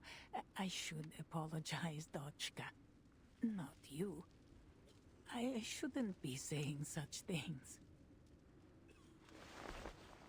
The old lady gently takes Meryl's shaking hands in her own. Oh, I am just an old woman. Sometimes I don't even know what I'm saying myself. Come now. Lift your chin and smile, Dochka. Do you think there's still meaning in this kind of life? It's like I'm trying to catch something, but no matter how hard I try to hold on to it, everything I do, every friendship I make will just be blown away. Like dust. Well? Oh, what the? I didn't press that. Miss Galena gives the kind of nod that only someone with many years behind them can give and guides Meryl to sit beside her. I was in a coffee house in Kreshatik, Kiev, watching the Salyut 6 space station launch. Hello. There was a marching band outside rehearsing Prazdnichnaya Overture, the festive overture. As the piece moved into the exposition, I saw Ivan push aside the drum major and run straight toward me. Boże, he barged into that coffee house so fast that he nearly shattered the door. And the first word from his mouth was Mama. Oh, Mama. I got fatter. What are you talking about? Maybe my butt. Miss Galena breaks into a soft laugh. So, did you believe him? That he was your son? Her smile grows and deeper lines appear at the corner of her eyes. Did I believe him? I called the police 3 times. Oh my god. The first time I told them I was being harassed. The second time that he was a scammer. What about the third time? The third time I told them Ivan was a lunatic who claimed to be a time traveler and should be committed to a sanitarium. But every time, he was quickly bailed out by Xeno or the Foundation. I wonder what the Foundation was saying during this, like, hey, maybe you should stop harassing this lady, or hey, maybe you should try a different approach, or like, hey, we only got so much money for bailing people out funds. Maybe you should try a different approach so your bail is lower. Hello. He'd loiter around my building, holding a rusty tin box he claimed held legacy items I left behind. The nerve of that boy. I was still alive and well. What was in it? Did you see? Half a homemade cookie and a photo of the two of us. A photo so clear that it couldn't possibly have been produced in my time. God, that would scare me so bad if somebody came up to me with that. He spent months following me to all sorts of places around Kiev. One day, outside my building, he told me how I planted red carnations on the windowsill at his childhood home. But none ever bloomed. At the tailor's, he said that whenever a button fell off his clothes, he'd send it home for me to mend. And I would sew 2 buttons with irises on them. I wonder if this necklace was a gift from Ivan then, considering that she and he talk about flowers so much. My eyes keep getting drawn to this pendant here. Did they already mention if it was or not? I can't remember. But I wonder if this pendant was a gift from him. She speaks slowly, the story she tells gradually becoming her own. Her eyes are filled with wordless emotion. I didn't share those memories, but over time, I grew attached to them all the same. Now, when I think of them, there's a bittersweet pricking in my bones. She leans down, gathers a handful of dust from the ground, and lets it fall into Meryl's open palm. You see, Dochka, the wind does blow away the dust. She helps Meryl spread her fingers. But focus. Do you feel anything? I feel it slipping away, leaving me behind as if it's destined to happen. Exactly. You felt it. The excitement as the rocket soared into the sky. The surge of inspiration from the trumpet's cry and the festive overture. The heartbreaking ache in my chest as Ivan spoke to me of his mother. These fleeting moments, I felt them and imprinted them deep into my heart. So then, the meaning of all this isn't in what we leave behind, but in what we feel as we go through it. A spark lives for its light and warmth, not for the ashes it will leave behind. Don't you agree? What's your name, child? Meryl Van de Veer. My dear Meryl, every one of us is destined to return to dust. So why not feel as deeply as we can while we have the chance? Feel every one of our memories, bitter and sweet.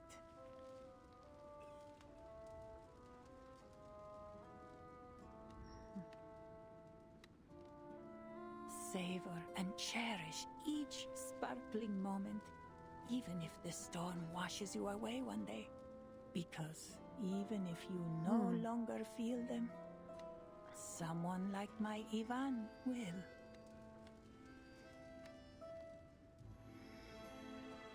It's Dutch, so she is Dutch.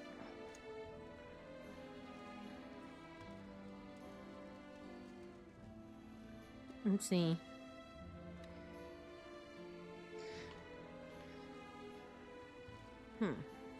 I'm looking at her outfit design. I'm trying to... Where are you going? To see what help I can offer. And to create more memories of this time. Before it's gone. How many storms has she been through then, Galena? How many storms has she technically been through then? That is my question. I'm curious about that. That map doesn't help me.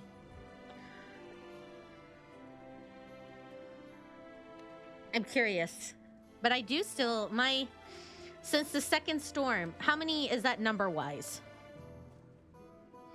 I need a number. I'm curious. I'm curious. Waiting. If I recall, 7...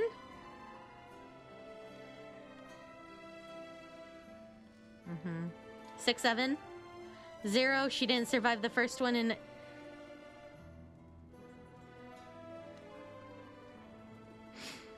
Okay, well, okay.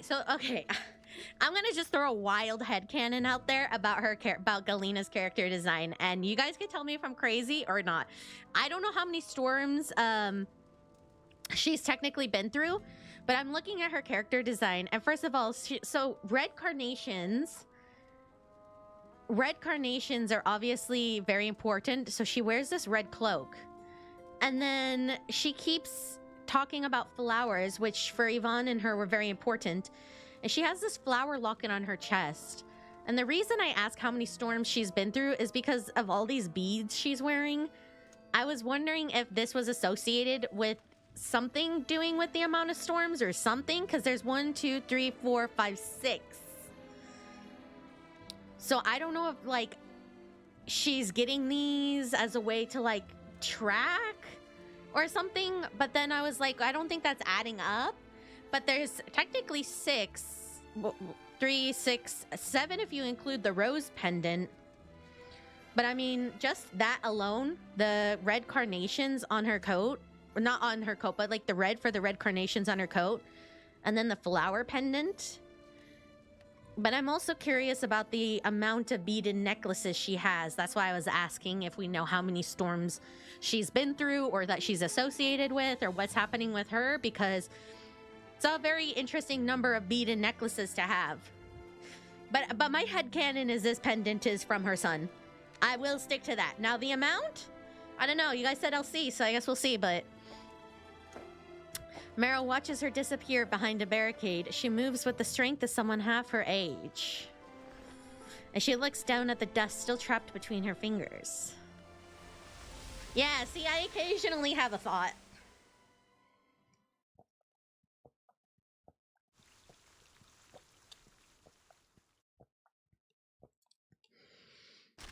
I'm paying attention. I hope I'm right. God, I hope I'm right. God, I hope I'm right. That would be such a cool detail. Wouldn't that be such an insane detail if that's true, though? High key, if that's true, that's gonna be insane. We need to confirm this. Chat, I need to confirm this. I need to know if I'm onto something or if I'm crazy. I need to know. Disciplinary decision draft. Hydrate. Oh, I got pink lemonade. I just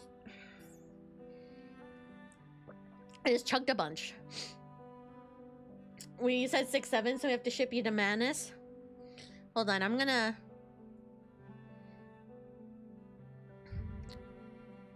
shrinkify myself a tiny bit in the corner here. I know it's late, but... How do I only have 800? 800 what? How do I only have 800?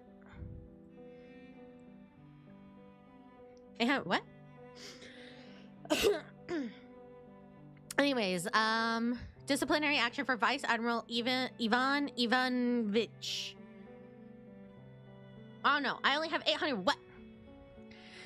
Ivan Ivanich Burakov, holding the rank of Vice Admiral, currently serves as a commander at Xeno Arms Academy. Traces the... Oh, I'm on this screen, girly pops. I can't see what we...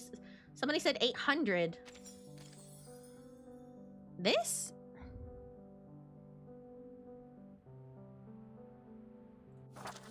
This one?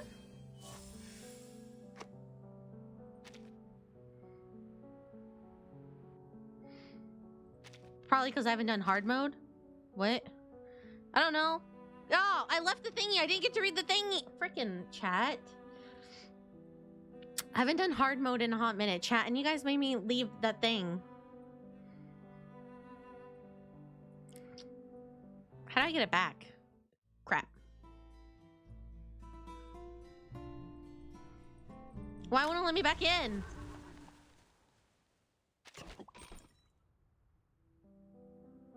Okay, well, I lost whatever that was. Go to the Atlas. Yeah.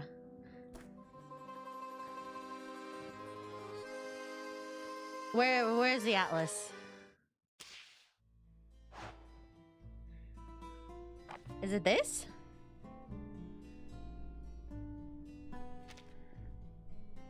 Oh. You'll never get it back.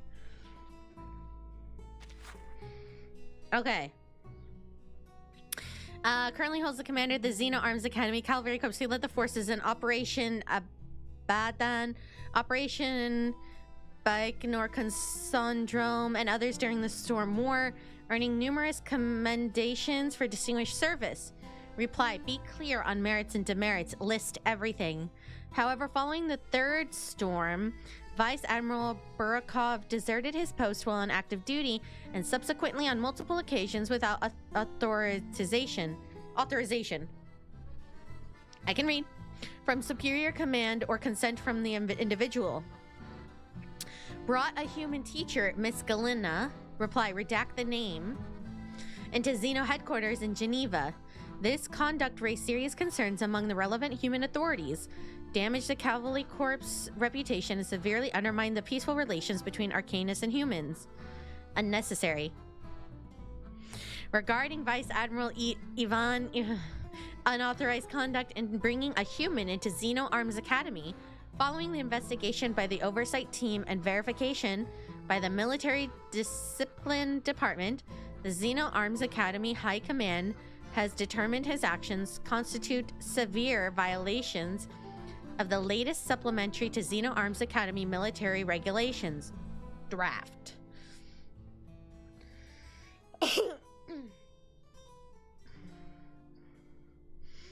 Galina is someone from the 1970s. In light of Vice Admiral Burakov's repeated of duty and severe disruption of human life, having consecutively received 3 formal warnings and 3 severe warnings, Xeno High Command has decided to impose cumulative penalties, sentence him to suspension without pay for 12 months. Who authorized it? The Oversight Team will dispatch personnel... Unnecessary. He follows orders.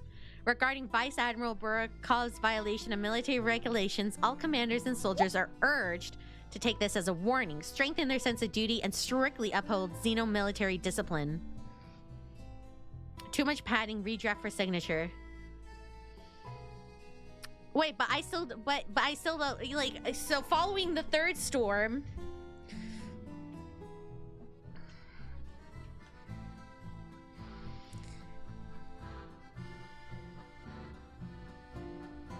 Wait, so was I right? Was I right? Wait. Brought a human... I don't know. Someone just tell me, was I right or not? I'm too dumb for this. I don't understand. So, was I right about the 6 storms?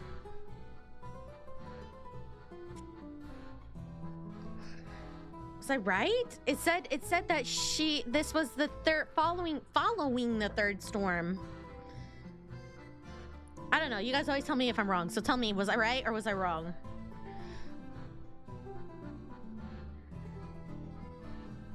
I mean, she had 7 necklaces total, 6 beaded. 7 storms. I mean, 7 total necklaces. In total, she has 7 necklaces, 6 beaded, 1 pendant. Bam, I was right. Bet you guys didn't catch that. Could be 6, could be 7. Well, she has 6 beaded plus the pendant makes that 7. So in any case, I am right. I was right. I was right. I was right. I was right. I was right. I was right. You are left. I am right. I am right. I am so smart because I am right. I am so right. Get him.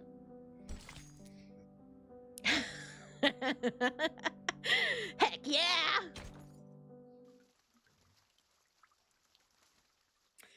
God, I'm so smart. God, I'm so smart. You seem to know a thing or two about trading horses. Impressive. Kids these days don't appreciate riding like they used to. Complaining that the stables stink. Ungrateful brats. Forgotten the foundation of Cossack life, if you ask me. Moki did predict characters dying. Thank you, K-Rider. Finally, some praise. I know you can be a harsh critic, but it is so nice to get praise from you.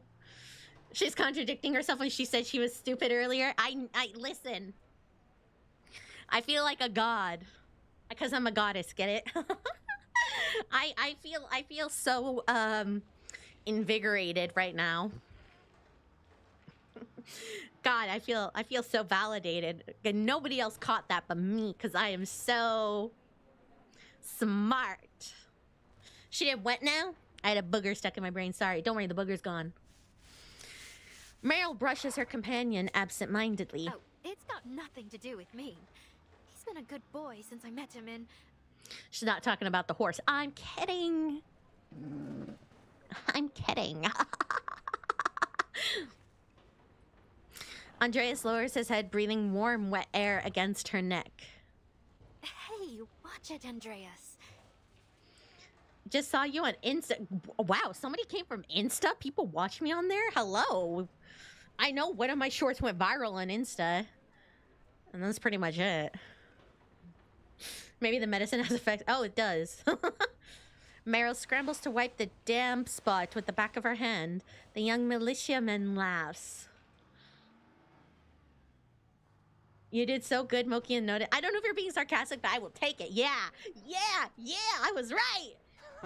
Look at him. Which one of my shorts went viral? Right. Shame. Thought I'd get to see him shine on the battlefield. On Instagram specifically, one of my Halo shorts went viral. It's currently at 32,000. Wait, no, that's not it. 243,000.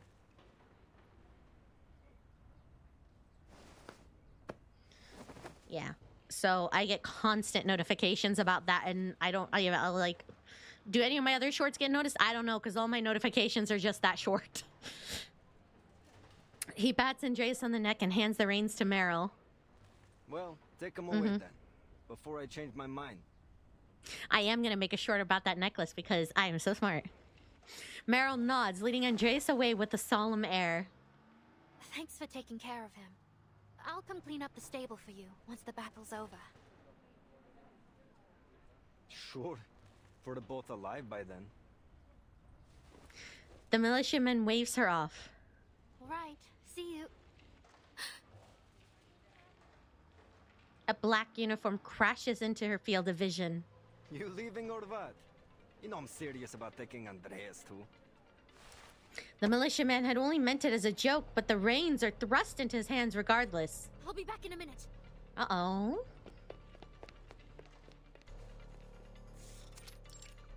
Alley. Oh, we're in the back alley.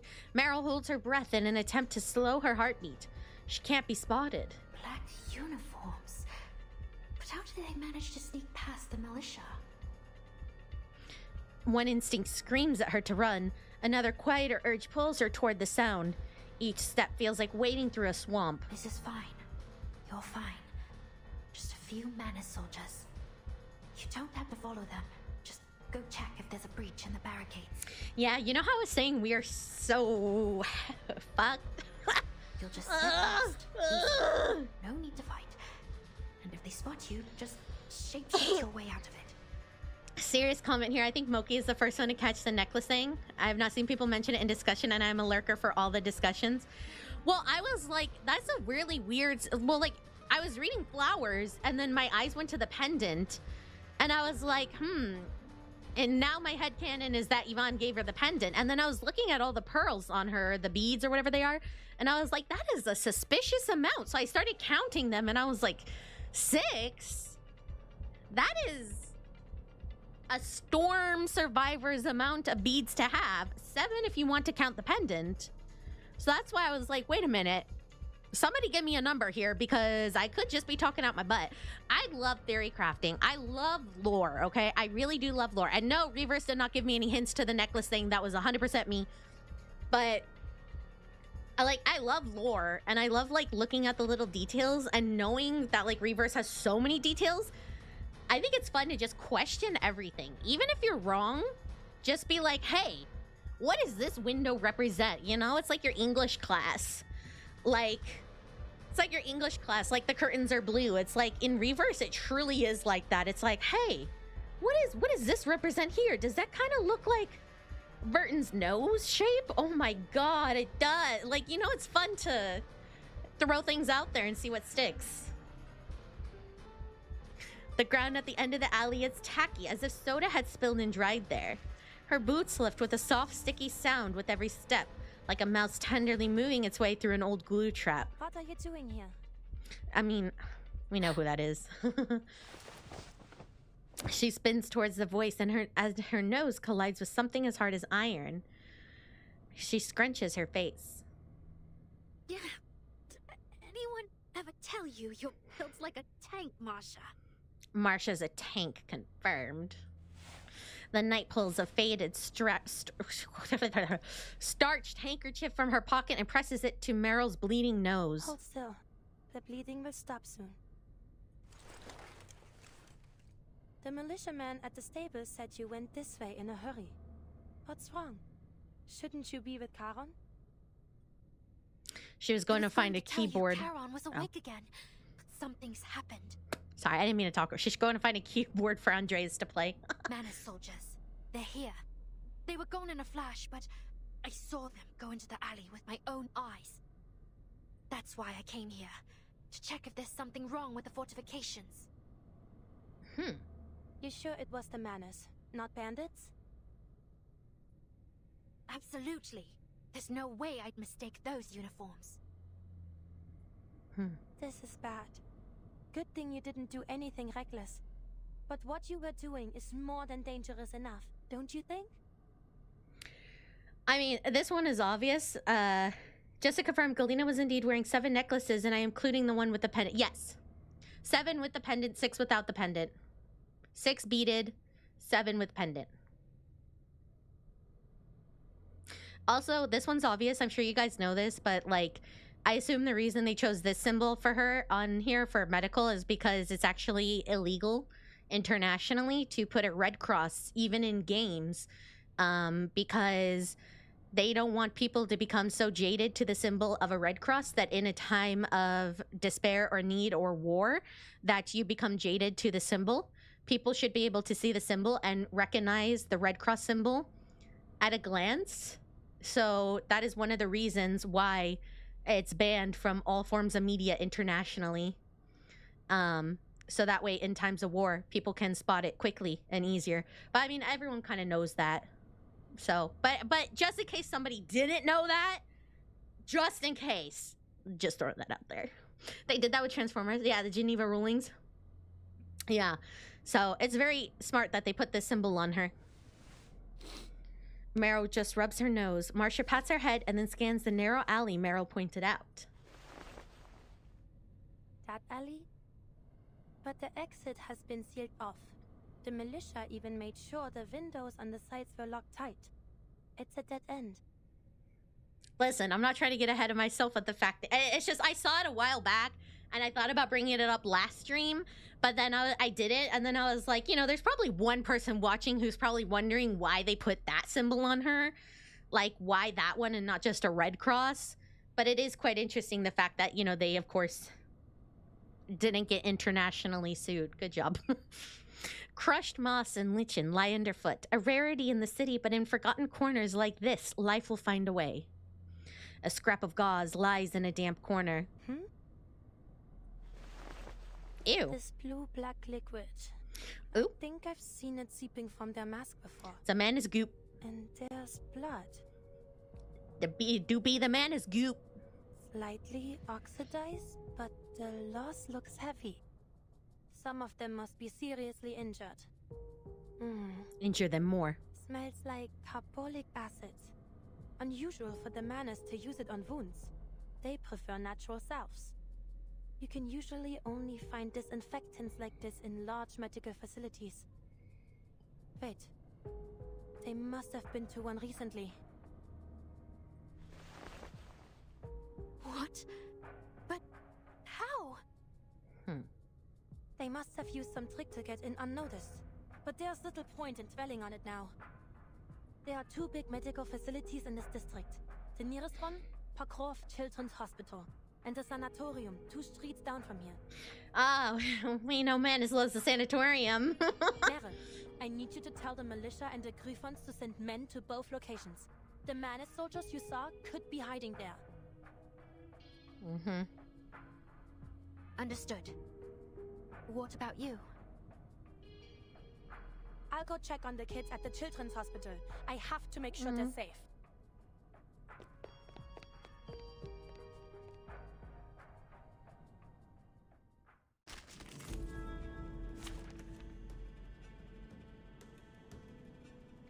I would say, should I change my lineup? But when it says stronger, I'm like, maybe not. Kids at the children's hospital.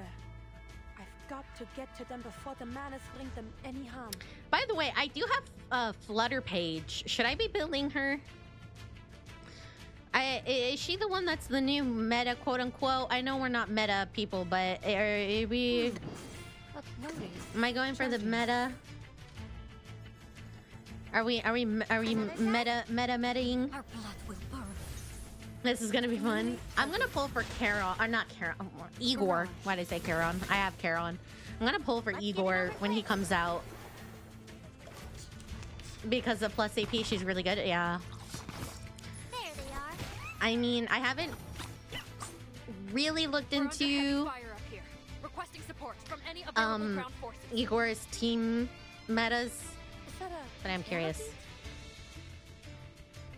The knights of my order have suffered heavy losses whenever they've gone against these fiends. I need to disrupt their channeling status, or they'll become even more dangerous. He needs his daughters. Loading. Charging. I mean, I just want him. I'm gonna pull him no matter what, but Handle it gently. I'm just curious as to who people are putting him with. Made the gear. The light that illuminates all. Aim and shoot.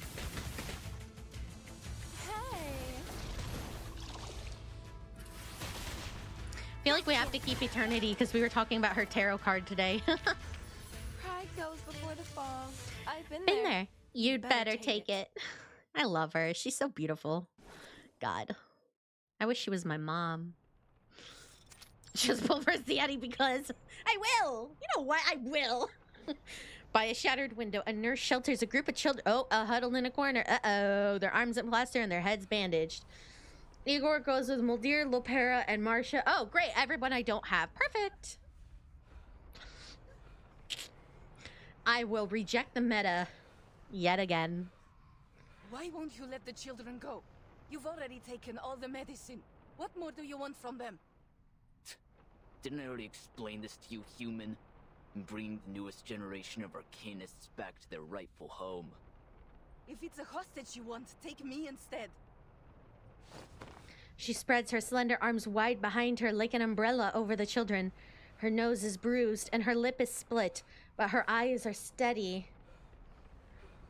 I have done Eternity's Antidote. I just think she's neat. I just love her character and her voice a lot. I already know her backstory. I just like her. I just love her story. Don't you already have a mom? Mind your business. You're not worthy of even that human filth. I just think she's neat. The officer lifts his gun and smashes it down on her head in an attempt to force her to her knees. The nurse staggers but stays on her feet. I won't yield to you, and neither will my children. Soon the riders will come and crush all you invaders. The officer signals. A masked soldier moves to grab a child. Oh my god, what is that screech? Don't you dare touch him! The nurse throws herself forward, knocking the soldier down. She lands blow after blow, even when her fists are raw and split, even when his mask slips off. She keeps fighting. God dang! She doesn't see the pistol aimed at the back of... Oh, no. Oh, please, God. Please, God. Please, God. Please, please, no. Please, no. Please, no. Please, no. Please, no. Please, no. Please don't. No, no, no, no, no, no, no, no. No, no, no. Oh, God. Please don't. Yeah, I knew it. The shot and the children's cries echo as she falls to the ground in front. Oh, God. Marcia wipes away the useless sweat and tears from the corner of her eyes, grips her trench club, and presses herself into the shadow of a pillar. Manus Vindictae. They're really here. No signs of children in other rooms. And the adults are all gone. The Manus must have gathered every child they could find in here. The soldiers in black spread through the hall, kicking down doors and taking even the smallest of supplies.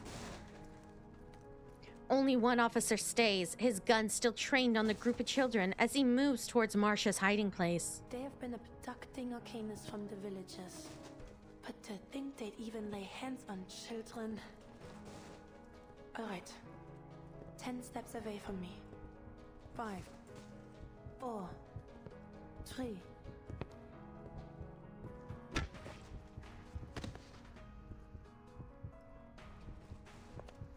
She lands a heavy, blunt strike clearly on the Manus officer's skull. Don't worry, little ones. I'm a doctor from another hospital. I'll take you to safety. Just stay close to me and follow my instructions, and we will get through this together, alright? Maybe it's the smell of disinfectant she carries, or that they're accustomed to following a doctor's instructions.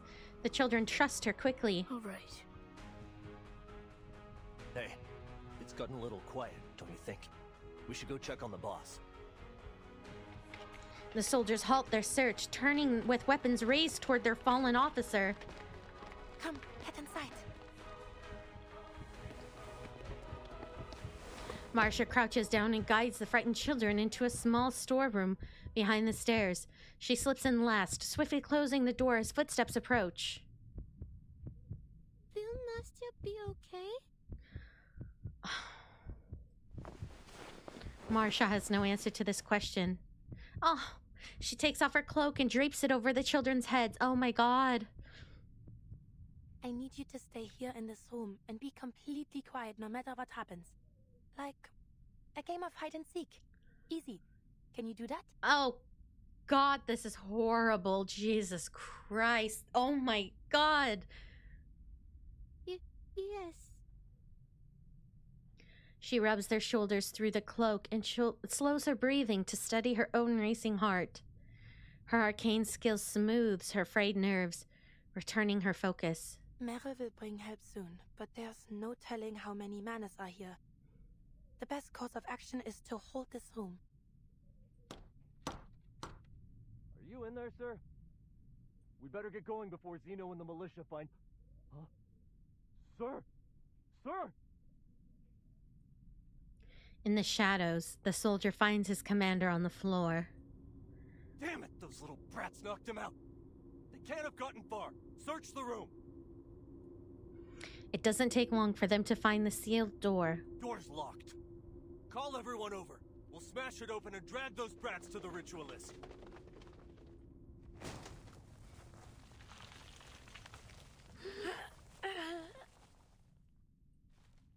The door shudders under a heavy blow. The sound of cracking white ashwood splinters among frantic shouts. Miss Doctor, I... Shh, keep your voice down. We're playing hide and seek, remember? We can't get caught by the baddies. Oh my god. But I'm scared. And Nastya. Hey, have you ever heard any stories about knights? Well, Papa once told me the story of a legendary Kazakh called Ilya. My brother brought home a book from Moscow. It had 12 nights in it. I'm sure both stories are wonderful, but I have a story about knights to share as well, and I bet none of you have ever heard it. What happens in it? It's a wonderful story too, but you need to promise me you'll stay in this room, and I'll be back soon to tell you all about it. Deal? Deal. But where are you going, Miss Doctor? You'll come back soon, won't you? Of course I will. A promise is a promise. Yeah, the music, oh no. Just be good. What's gonna happen? Every one of you. And wait for me here. Before the next strike comes, she flings the door open and quickly closes it behind her. Oh shoot, dang, she's a fighter. Huh? In a secluded monastery, Ooh. perched atop a high, snowy mountain, lived a group of mysterious knights.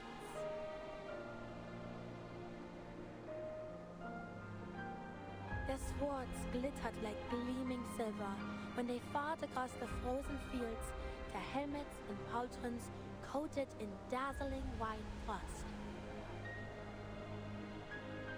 One winter, the snow fell heavier than ever before, burying every path in the valley beneath a thick, white blanket. Amidst the snow, a little girl had lost her way.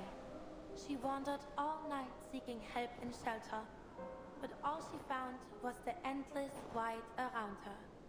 At sunrise, having used every last ounce of her strength, she collapsed, leaving a small hollow in the snow. Just before she froze into a little popsicle, a figure appeared, gleaming even brighter than the pale landscape. What's this? Oh. A girl? Oh, oh, oh, look at this.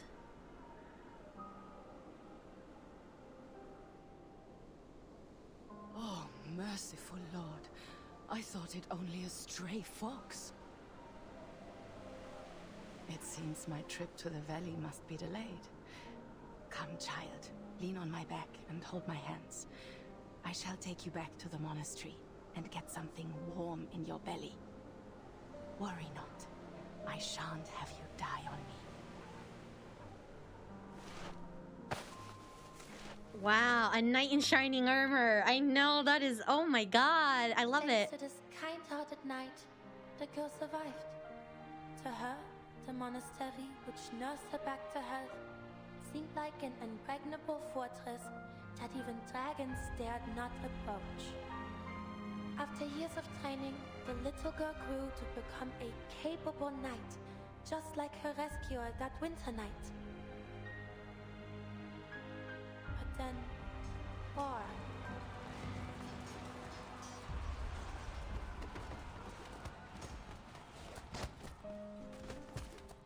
War found its way to their once secluded fortress, and she, along with her fellow knights, was called to the battlefield.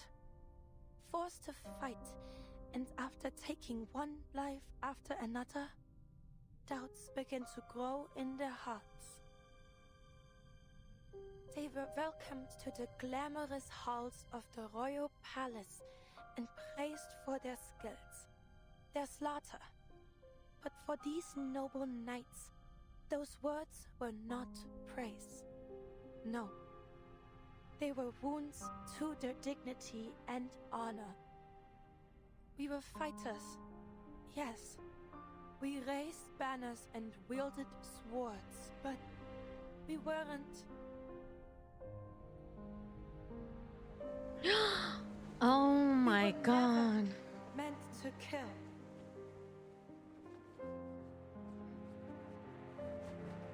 Oh my god. Oh god. So she was taken in by a night in the snow.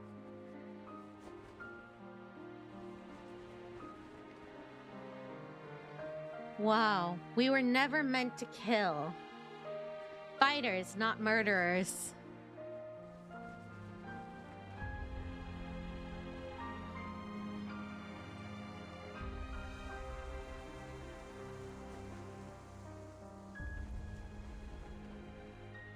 Oh my god. I hear someone. In that room. Masha, is that you? We'll know once we blast this damn door down. Come on, men. Oh. Va, Ajin, push! Look who's here. Oh god, Masha, you're hurt. And all these kids. Hurry, she needs medical help.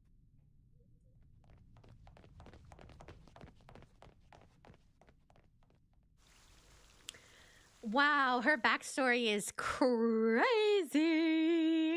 Oh my god.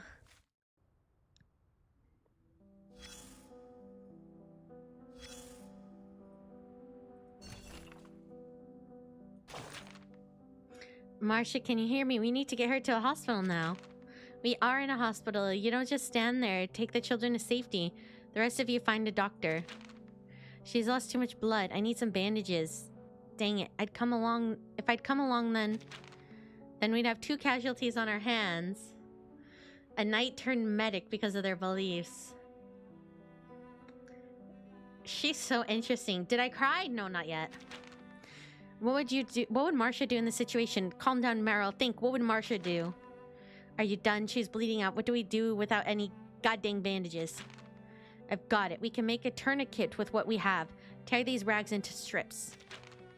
Yes, like that. Wrap it tightly above the wound. Tie slip knot. Where's that rubber tube? Secure it. But she's still bleeding. Are you sure we're not killing her? Is that a doctor? The doctor's here. She's saved. Morphine. That was me. I gave her 1 shot, or maybe 2. What? I shouldn't have? That's how we do it on the battlefield. Oh, God. Oh, what do you mean? I just shot her up with some morphine. That's how the soldiers do it. We just shoot them up with some morphine. I thought it would work. we have like the panic. Oh my god, what do I do? What do I do? And then we have the like, can't somebody else help? What? Just shoot her up with some morphine. Please quiet down for a moment. Marcia, you're awake. You're alive. Maybe not for long. Doctor, the critical wound is in the upper left abdomen, about 1/3 up, roughly half a finger deep. Gunshot wound. Please stop the bleeding there first. And please use anesthesia during surgery. Pay special attention to suture tension in the tendons and protect the nerve endings. I still need to return to the front.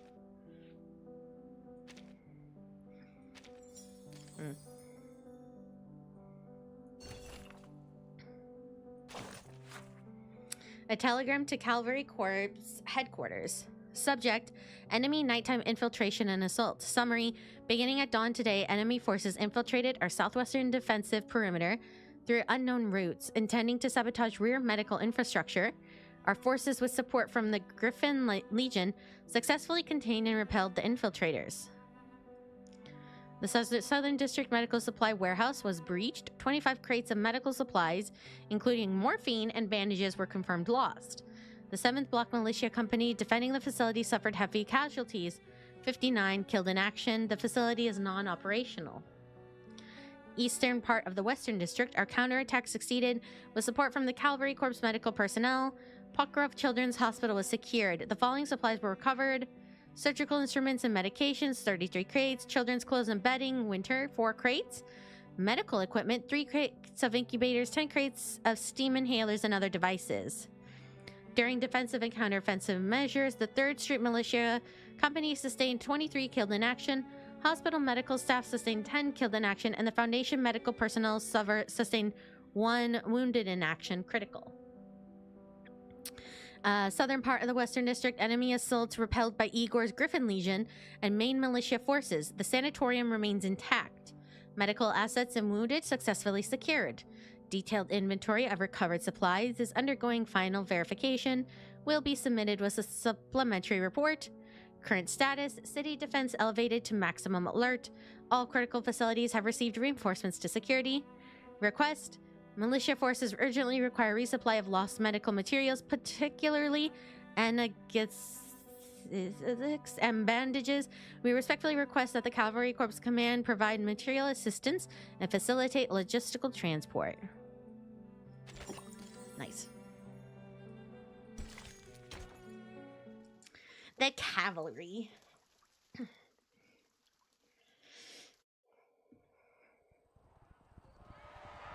The enemy's turned tail. Let's ride them down, Sergei.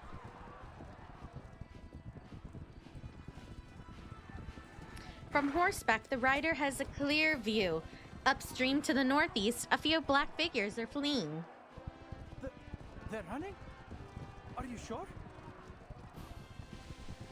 Sergei pushes through the grass and stands on his tiptoes, straining to see where his comrade is pointing. Of course I am. The moment those cowards saw us coming, they scattered like scared little rabbits. Left their heavy guns and supplies right where they stood. Wait, where the hell's your horse gone? Sergei flushes red. I'm not sure. All I know is he lost the flew horse. Right at my forehead, and before I could think, I'd swung my shaushka at it. I don't even know what I hit. Next thing I knew, I was on the ground. That's one way to end your first charge, Sergei. And to think you are whining about not getting to charge in first. Well, looks like you'll be waiting a while longer. Hey, wait! Take me up on your horse. I'm not missing out on our victory. He presses his way through the tall grass, finally reaching his friend's horse. Stop right there, all of you.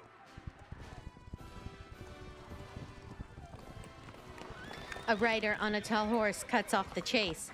The old Cossack sits straight, his goatee trembling as he speaks. Sasha, Sergei, all of you, stop your pursuit. But they're on foot. We can still catch them if we go now.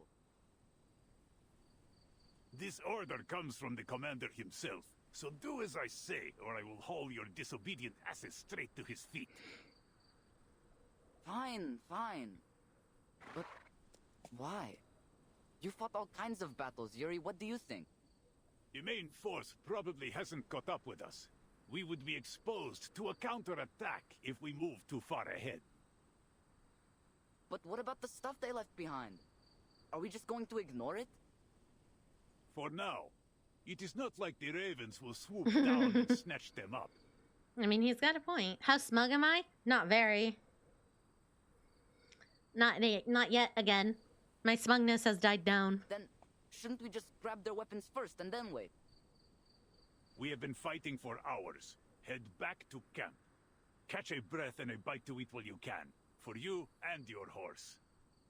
They will rotate another unit in later, after the scouts confirm whether the front is secure. Let them have the bother of retrieving the enemy's supplies. What? But we found them first. And you think that means they belong to you, huh? Are you a Cossack or a bandit? It's like free shopping day. Just take everything that's left behind. Sergei freezes.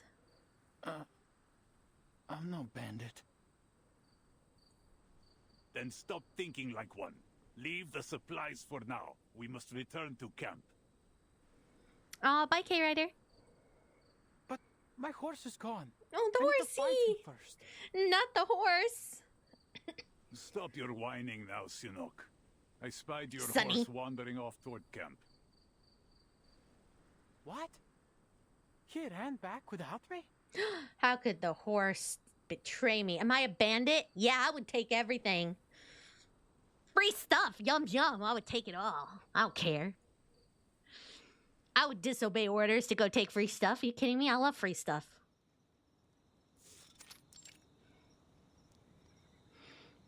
The men and horses rest. They sit and lean against one another, looking weary. Here, drink this. or use it to clean your wounds. The old Cossack moves among the riders with several canteens in hand. He makes his way to a grassy slope. Turning into Manus.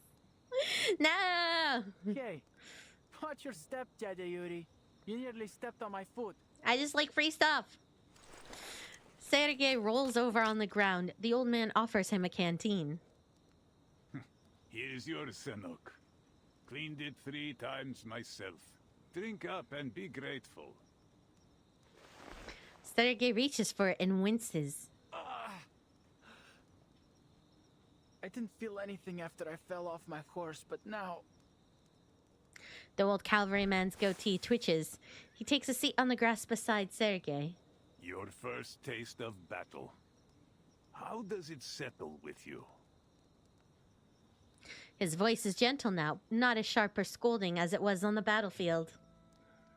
Well, it's not what I imagined. Goopy arc. I wish there was a VTuber asset to like put goop like on my shoulder or something. Having seen war for the first time, Sergei's naive excitement has faded. Everything's different when it's real. Couldn't hold my gun steady. Just fired at everything that moved until my ammo was spent. I'm not even sure I hit anything. And your shashka, Sergei? Yeah, I got a few with it. I thought it would be simple, like cutting a knife through bacon. Ooh. But I could still feel it. How the blade shook when I struck their ribs. The sound as I pulled it out of their chests. Ew, yeah.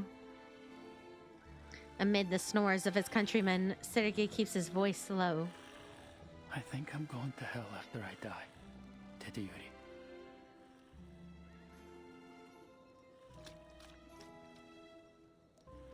The old Cossack tosses the nearly empty canteen into Sergei's lap. Boy! What did you do that for? I'm drenched. To rinse your thoughts. You are in Khaldun, remember? You were not allowed into their so-called heaven in the first place.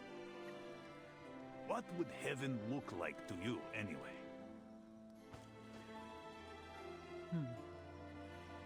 It'd be a place where Balik hangs and rows from the beams, and the air thick with the smell of Tyotushka's chicken and mushroom pies. Every night the beautiful Madame Astacheva would sing. My friends and I used to sneak down to the village square just to catch a glimpse of her. And our horses would roam free on a lush green steppe. And the river would run through its heart. A river that never floods and never runs dry. He's gonna die. Oh. Isn't that... You're not allowed to have dreams! Don't you know that? He suddenly recognizes what heaven he's describing. Yes, the Dawn Steppe. Our eternal homeland. Where we were born, and where we will always belong. So sharpen your shashka and ready your rifle, faithful guardian of heaven. Only we will, only we can protect it. I mean, I have been saying he's gonna die for like every node so far, but I can really feel it coming now. A firm clap on the shoulder brings him back from his thoughts. Go for a walk. I know. Practice your aim. I've been saying that since the beginning. Refill everyone's canteens on your way back. Oh, okay. But this time I mean it. Mumbling, Sergei takes the canteen and jogs toward the river.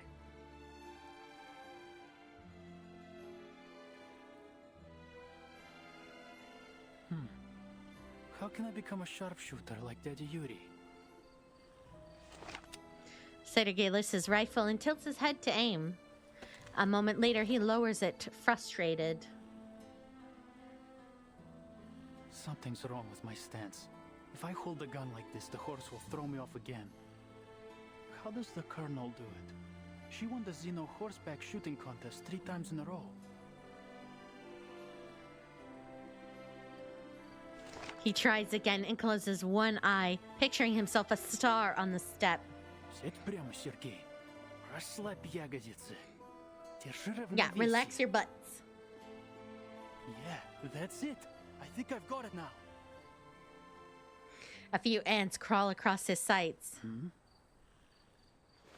He rubs his eyes. They're not ants. They're people. What? It's Krutov's men. Oh shoot! I was gonna say, is he gonna like freak out because of the bugs? Enemies! Enemies at all! Sergei's tongue sticks fast in his mouth. Look Oh no! A cartoon. Those arrogant Xeno fools. How could they assign a gifted arcanist like you to such trivial chores? And so young. Can you even use that thing properly? Oh, that's creepy.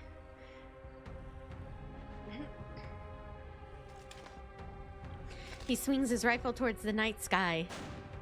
Bang. The resting cavalrymen jump to their feet, their whistles cutting through the darkness as they press their thumbs and forefingers to their lips. Curse you! Children of the great mother of resurrection, show your devotion to her grand vision and the imminent, brilliant, blank era.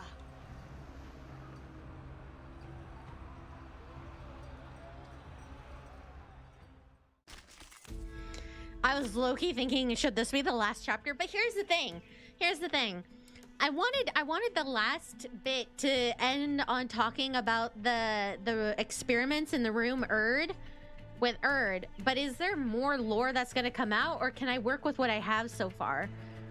Because part of me is thinking like, well, I might have to just finish the whole chapter and then we'll have to do an extra stream with the PowerPoint. PowerPoint might have to be bonus because I realized like, I think more information's gonna come at like the very end of the chapter, you know what I'm saying? So I'm like, I don't think I can make the PowerPoint until I finish it all. I don't know. You guys don't have to spoil it, but if anybody just wants to give me like a little hint, like, yeah, you should do it after, and we could just keep doing the tarot card thing. Loading. And then after, I'll do the PowerPoint. Another jar? I don't know. I mean, I could start it based on what we have now, because I did find some interesting things kind of about it.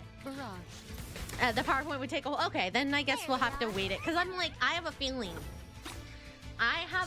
the very last node is going to drop. You know, no joke on 37, but like, I feel like it's going to drop a bomb on us. You know what I mean? So I feel like I can't make it because I feel like the last node is going to drop something on us. I don't know. I just have like a hunch it's going to lore drop us hard. And then I'm going to be like, oh, well, now I have to delete the whole PowerPoint. Loading, charging. So I may as well just start with what I have and then, yeah, maybe I'll do that.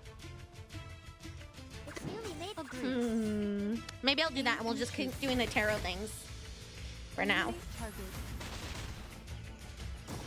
There is something I'm waiting on to kind of not debunk, but like debrief with you guys. I'm kind of waiting on something if I'm gonna get an answer on something, but yeah, we'll do the chapter first. I'll start my PowerPoint.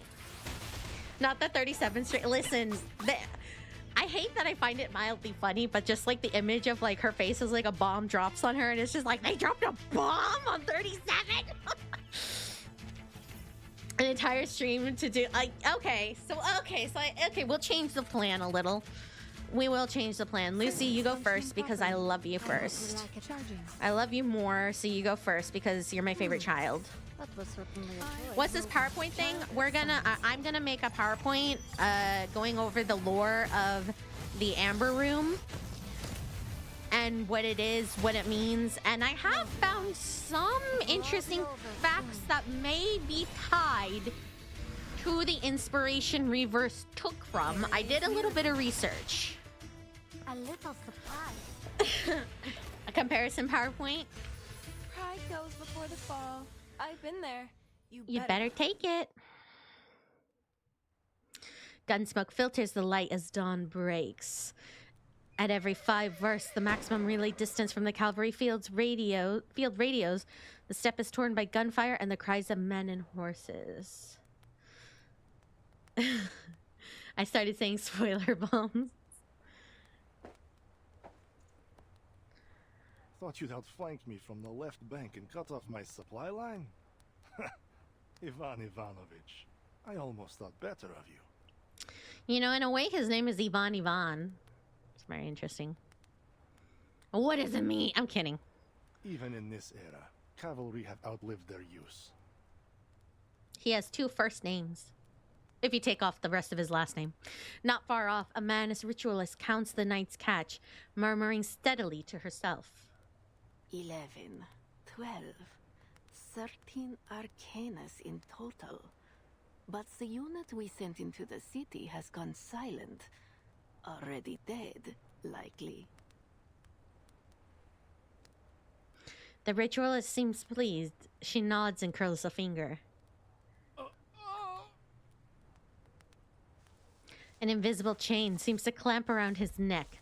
Sergei and 12 other captive arcanists are wrenched forward. A deep cold starts to creep up Sergei's legs. Huh? He looks down. The earth has frozen hard from a chill conjured from thin air. It has glued his boots in place. What's the meaning of this, Krutov? Krutov straightens his cuff, looking annoyed. You sent Manus soldiers into Belgrade without my consent. This is far from the cooperation I was expecting. To be absolutely clear, General, Manus Vindicte's soldiers are not under your command. You insisted on diverting your main force to attack Igor, seriously disrupting our efforts in the region. Do you call that cooperation? Those atrocious flying witches are flitting around, destroying our rights as we speak. And I won't even speak of the Arcanists we could have recruited if it weren't for the battles you sparked. It's more like his name is John Johnson. Ivanovich means son of Ivan. Oh, Ivan, the son of Ivan. Okay. Interesting. Igor is lucky these two hate each other. Soon, my army will reach the cavalry corps' siege. Igor will be forced out of his hole. His pathetic life will end, and his so-called legion will crumble. As for the rest of them, they're beneath concern. The Dawn will soon be under my control. After that, you can do whatever you want here. Of course, our victory could be brought about even sooner with that gateway. Just open it and teleport my men directly into the siege. It cannot be done until you pass the mask trial and earn the right to enter it. Ah, these masks. A convenient excuse to undermine me. Yeah, you're a refuse to no scratch mask my back, loser. Don't expect me to scratch yours. Haha, you have no mask. You're a loser. My army will achieve victory, with or without your cheap tricks. Pray, do as you please, General.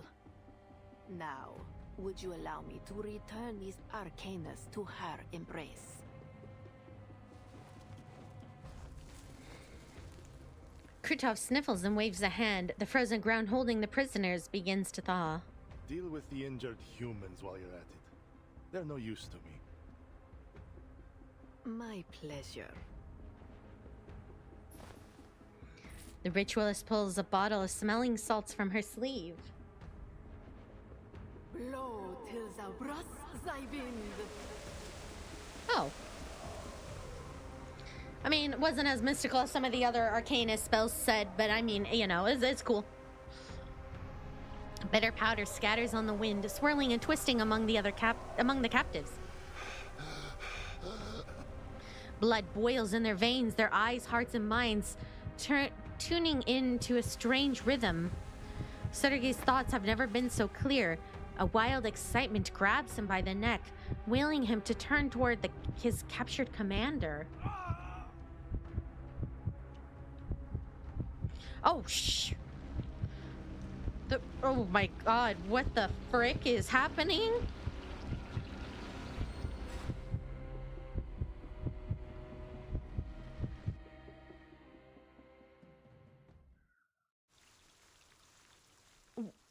What? Oh, what was that art style? What was that? What the heck was that? What was that? Oh my god, what, that wasn't, what? Who drew that? That was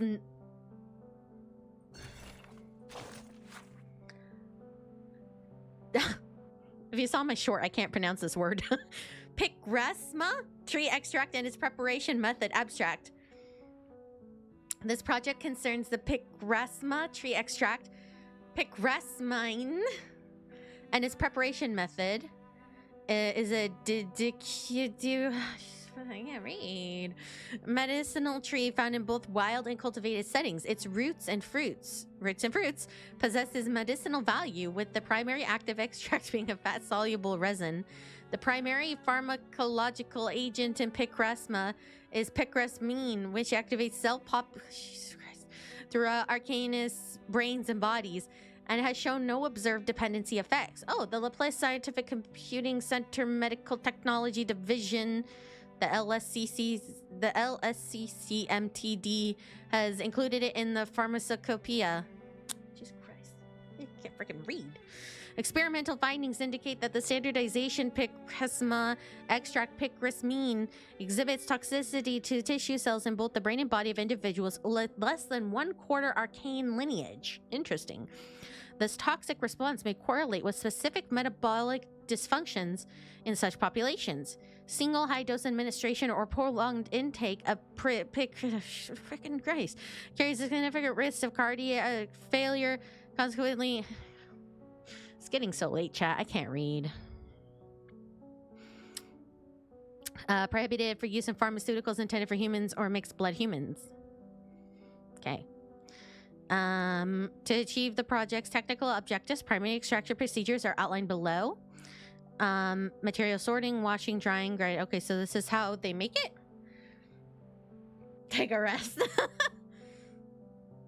And then there's a diagram. Where's the diagram? No diagram. There's just a picture of the bottle. I want the diagram. I want to know how it's made. Also, somebody mentioned earlier. Yeah, so I've been watching the One Piece live action, and I want more One Piece. Is it better if I watch the anime, which I did attempt once before, or should I read the manga? Because I feel like I only have it in my wheelhouse to do one or the other. I can't do both right now. Should I try reading the manga, but I have a really bad attention span? Or should I try watching the anime, but I also have a really bad attention span? And I know there's one thing, something where someone takes out the filler episodes. Both are terrible. Oh, great advice. Okay. Nice. The anime's animation team cooks hard in the later parts. Hello. One Piece is long. Well, I mean, there's like something where somebody took out the filler episodes at least. So, I don't know.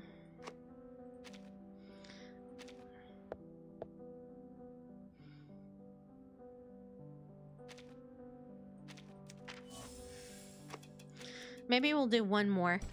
We'll do one more. This will be the last one. Especially because I think Timekeeper's in it. I wouldn't watch something that takes 90% of my day. Anime is also as slow as the manga sometimes. Ugh. I mean, there is that thing, like I said, where somebody took out the filler episodes so you could watch, you know, just the major episodes. You watched 130 episodes, no filler skipping? Mm-hmm. I don't know. It's just I tried watching the anime a while back and I just kind of couldn't get into it. I think because of the filler. Oh, bye, Pharaoh. I watched 1,000 episodes of One Piece on 4 times. Oh my god. Jesus Christ. One Piece, that's it. Yeah, without the fillers, anime is probably easier to put up with if attention is lacking. Okay. Maybe... Game's going good, thank you. Maybe I'll try One Piece then. Maybe I'll try One Piece. I do like the manga, but like I like the style of it, but we'll see. Anyways, we're gonna do one more chapter and then we're gonna make this a 3-parter. I usually do 2-parters, but number 1, my pain's been flaring up again, and also I have to wake up early in the morning. So we're gonna do one more, And then we'll do another tarot card reading of the outfits next time and finish the story. And then after that, we'll have another stream dedicated to a PowerPoint. I can slam down media. That's the thing, though. I can slam media. I can.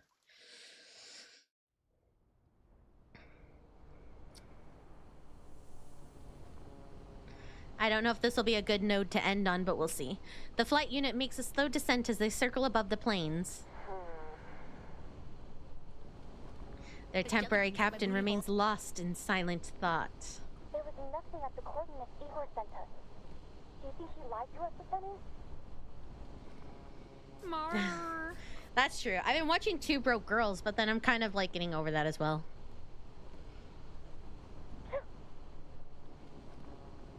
Those in the air sense the changes in the weather before the creatures of the earth do. A sharp wind sends a shiver through their ranks. The weather's gotten colder every time we destroy the ride. I don't see why it should only trick us with the last sight. Then what's going on? You can't move right around, can you? Beats me. How's everyone holding up? If it's too cold, we can fly low until we get on some extra layer. They'd been waiting for those words. The white-clad witches immediately lower their altitude.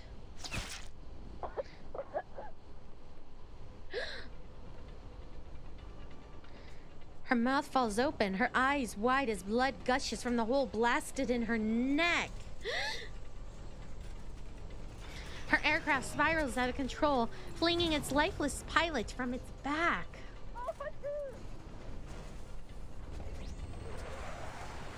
Oh no.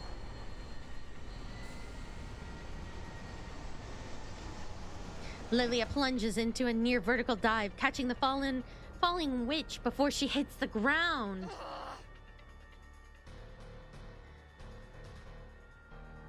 Alpha 1 and 3, break formation and stay low. Flush out the shooter. Get a grip, the rest of you. Alpha 4, 5, and 6, pull up and stay out of range of those rats on the ground. Lieutenant! Alpha 4 circles low, igniting the dry riverside reeds and revealing the black-clad forces hidden among them. The menace are gaining on us. Lilia crouches and gently closes her wingmate's eyes.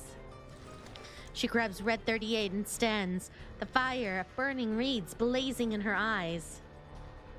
Good. They can watch as I Oh, I tear them love her apart, design. piece by piece. This new design is stunning. She looks so good.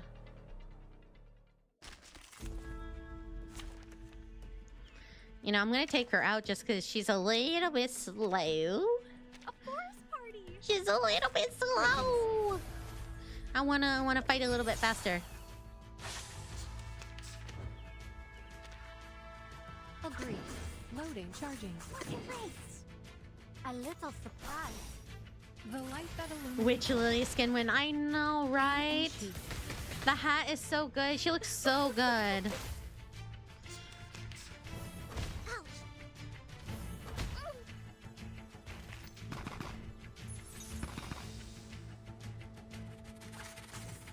Mysterious. Loading. Another jar? Why did you not remove Jessica then? No, no. See, in my mind, Faraday's miracle. I like her. I like it because I like her. It doesn't need to make sense. It doesn't need to make sense. Have I pulled for Marsha? I'm saving for Igor. Haha. Portals have little naming. I mean, I could throw like a 10 pull. I could throw a 10 pull, I guess, but I really want Igor. I am an Igor believer. She wipes the blood from her cheek, warm and red, from a pilot who had just moments ago been scratching her head in bewilderment. A whole life lost just like that. Moki is as pro Igor as anyone. I'm not pro Igor. I'm pro bad people can be interesting villains. Yeah, waifu over anything. The flying witches descend, landing nearby. It's like how many people like the freaking Joker, you know? Like, who likes the Joker? The Joker is weird, but people love him and like tattoo him on their bodies. Like, he's weird. But, you know, people love him. I mean, just because he's a bad person doesn't mean you like, you know, like you support every bad thing he does in the game. I just think he's a very interesting, complex character. A faint light returns to her dull, weary eyes. Take her to Beregrad along with Alpha 5. We'll bring her home once the battle's over. Yeah. The rest of us will keep looking for the last ride. Mission's clear. The Manus must be stopped. I want everyone watching for threats from the ground at all times. We can't let this happen again. She watches as the team forms up and rises again.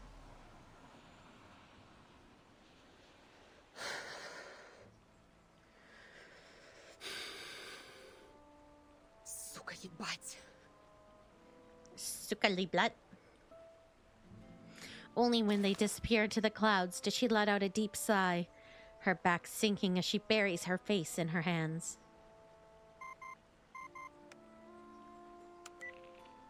Hey, Capitan. Are you alright, Lilia? Zanetta and I have been trying to contact you for the past hour. Sorry. Manus rats kept me busy. About 42 miles southeast of Beregrad, my squadron was ambushed by the Manus. Alpha 2 didn't make it.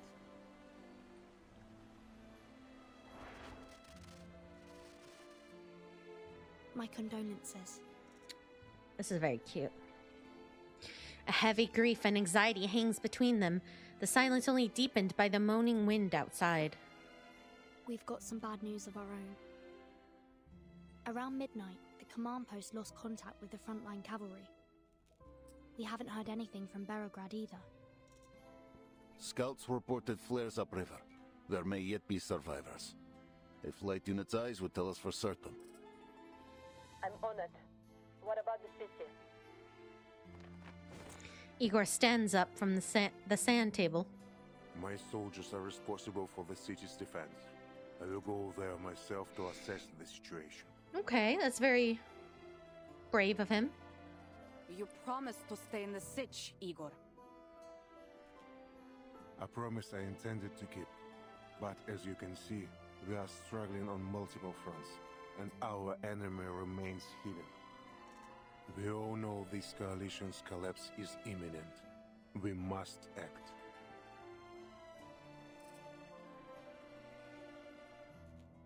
After a beat, the commander speaks.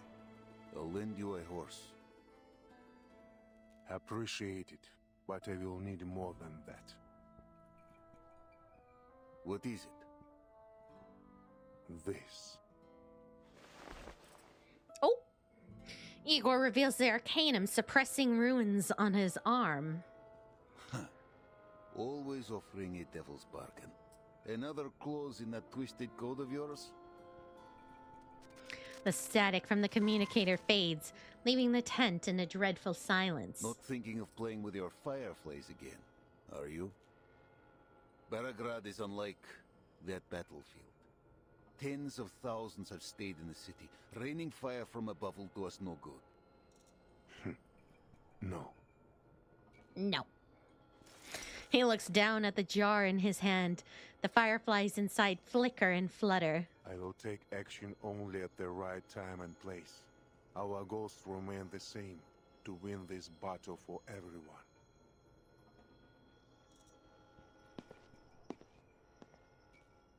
My horse, Sternova. Commander. She silences herself, furrows her brows, and leaves. The commander turns to Igor with a wry smile and taps the table with his knuckle. Igor places his arm on the spot. Ooh. With a drawn dagger, Ivan pricks the rune-inscribed skin. The blade glows with arcane energy, flickering like a candle in a draft. Wow. Oh, God, I'm scared now. Yeah, so OP they had to nerf him? Oh, God. That horse has carried me for years. Blood wells up, flowing over taut muscle, but the hand holding the knife feels no pity. Steady. Brave. loyal companion. Give the command and he will charge into hell. The cold steel warms with blood as the gentle neighing of war horses reaches their ears. But he's not used to the water beyond the steppe. Make sure you bring him home.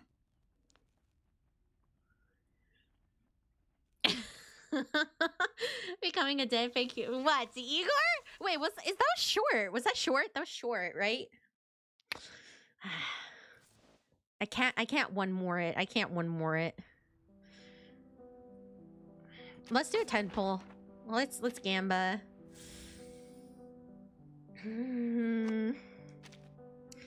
Listen. You can like the villain. People love Maleficent. People love Ursula. People love bad people. You know, who doesn't love a bad boy? I do remember you wanting to marry a comment on TikTok because they said they like Igor. Well, no, because they were like it's like someone else who believes in Igor. Like, do you know the amount of like backlash and like, you know, naysayers I got for saying, hey, maybe Igor's not that bad? Muldir or Marsha banner? Are you asking for advice or for my opinion? Or for who I would want? And so I was like, oh my god, I finally voiced my opinion and I didn't have to like defend myself for like 10 hours afterwards. God bless. Thank you, TikTok. It was very nice. It was nice to see.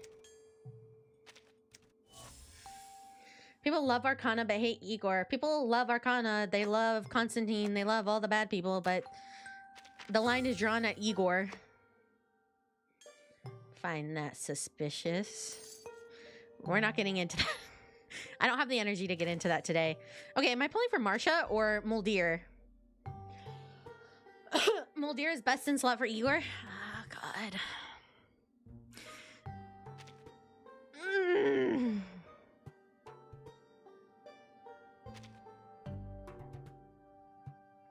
What is her art?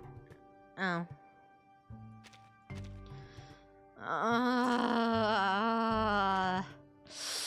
Brother, did I get my 10? I'm a little bit behind. You got a TikTok ad? I hate them all equally. That's fair. Listen, aesthetic-wise, I like Marsha more.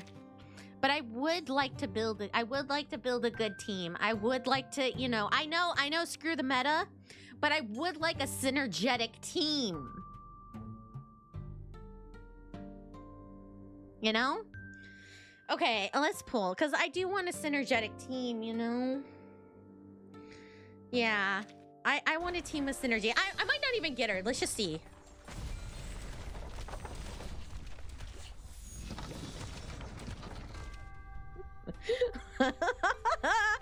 No. Someone open it for me.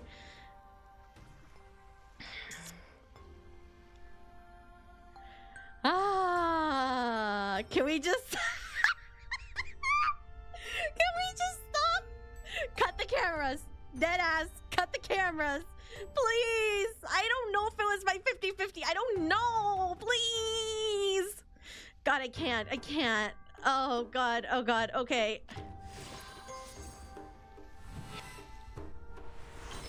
Brother. I understand it isn't easy for us to place our trust Oh in one another. god. Oh my god. I will not speak of this place to anyone. Oh my god. This collaboration You're remains strictly kidding between me. you Oh my god. I didn't even know if I had a 50-50 or not. I literally just went into this blind. What the? Oh my god. Well, welcome. Oh, brother, you're kidding me. Is that good or bad? Good. No, I pulled on this banner.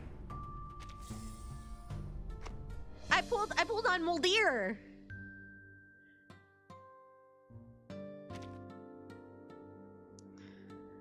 Do I have Lopera? No, I don't think I do. Okay, I know I can't get her, but I'm gonna do a 10 draw. I'm gonna do a 10 draw on Marsha. Cause you know what? It builds your pity, right? I'm just gonna tell myself that. Oh, that like glitched out for a second. I didn't get it. Dang it.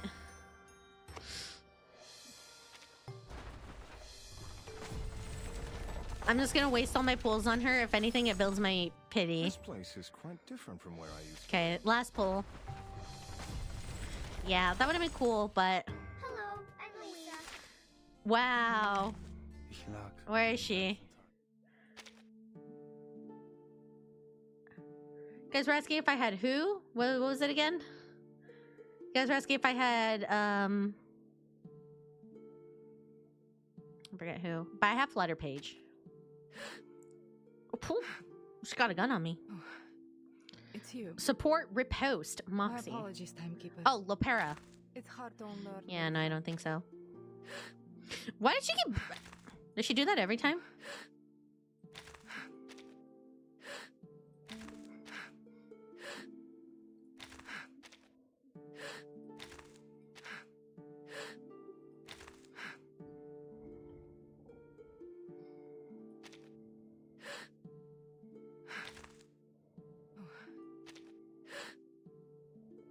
Okay, I'll stop. I'll stop. Ow, I hit my foot. Anyways. There we go. Yeah, no Lopera. Oh, I was like, do I? That's Lorelei. I saw L. Igor, Muldir, Flutter. Okay, so I do. Okay, so I have Muldir and I have Flutter Page I need to upgrade. And then Waifu in the last spot, because it's the way it should go. Yeah, no. We might have to get Mr. Marston. Okay. I mean, I have a pretty good roster. I just need to be building these people. I love 37. You're back. I have this on her. You are. I love her Place is outfit. the origin. I don't have this outfit, but God, isn't it so nice?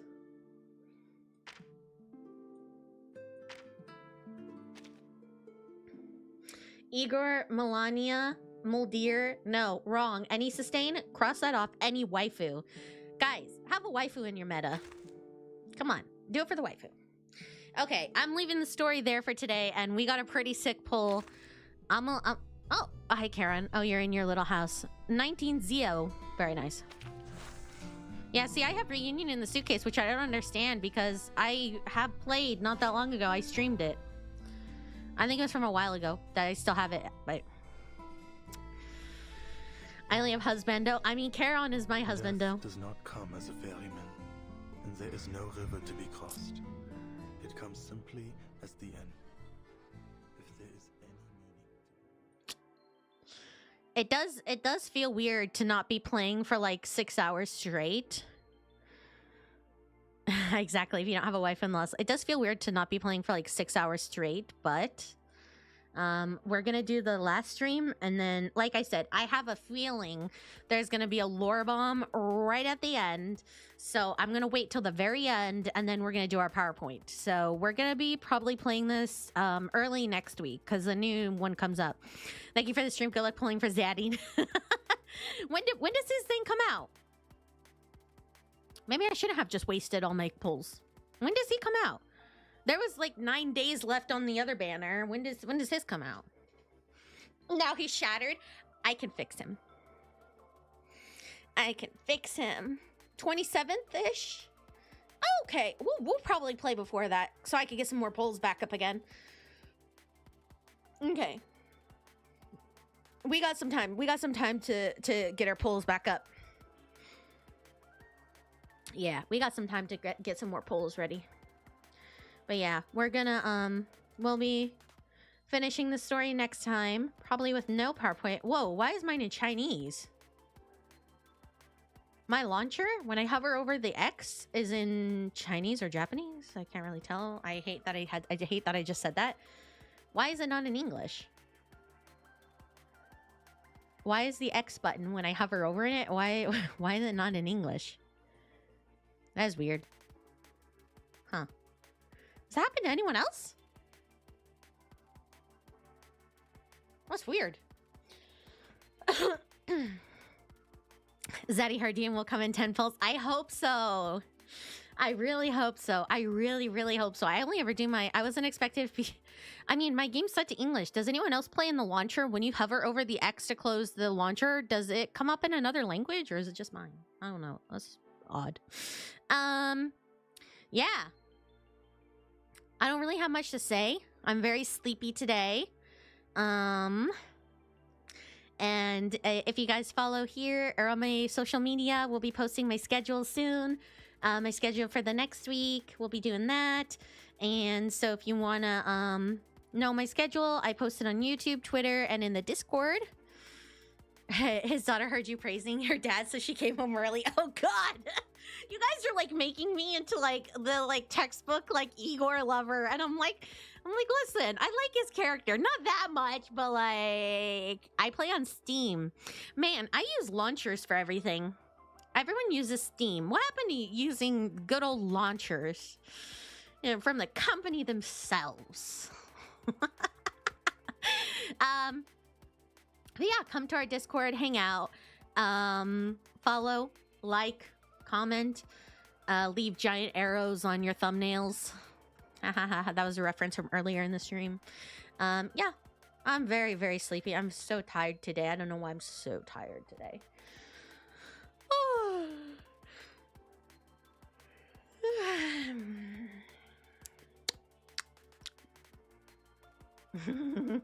Thank you. A nice pinch to wake me up. I use Steam simply because it was there. I probably should switch over at some point. But I don't know. At this point, I'm just too used to it. Good night, water thingy VTuber. Thank you. Anyways, I'll take my leave now, chat. Thank you guys for coming out. I hope you all have a wonderful day or night wherever you are. We'll move the PowerPoint lore until I finish the chapter. So that way I can get the full context of everything, but I'll probably start it early with the information I have now. But we'll continue doing the tarot series at the beginning of stream while people filter in. So, yes. But yeah, I appreciate you guys. I love you guys. And I hope you all have a wonderful day or night wherever you are. I will see you guys next week. Don't commit war crimes. Bye-bye.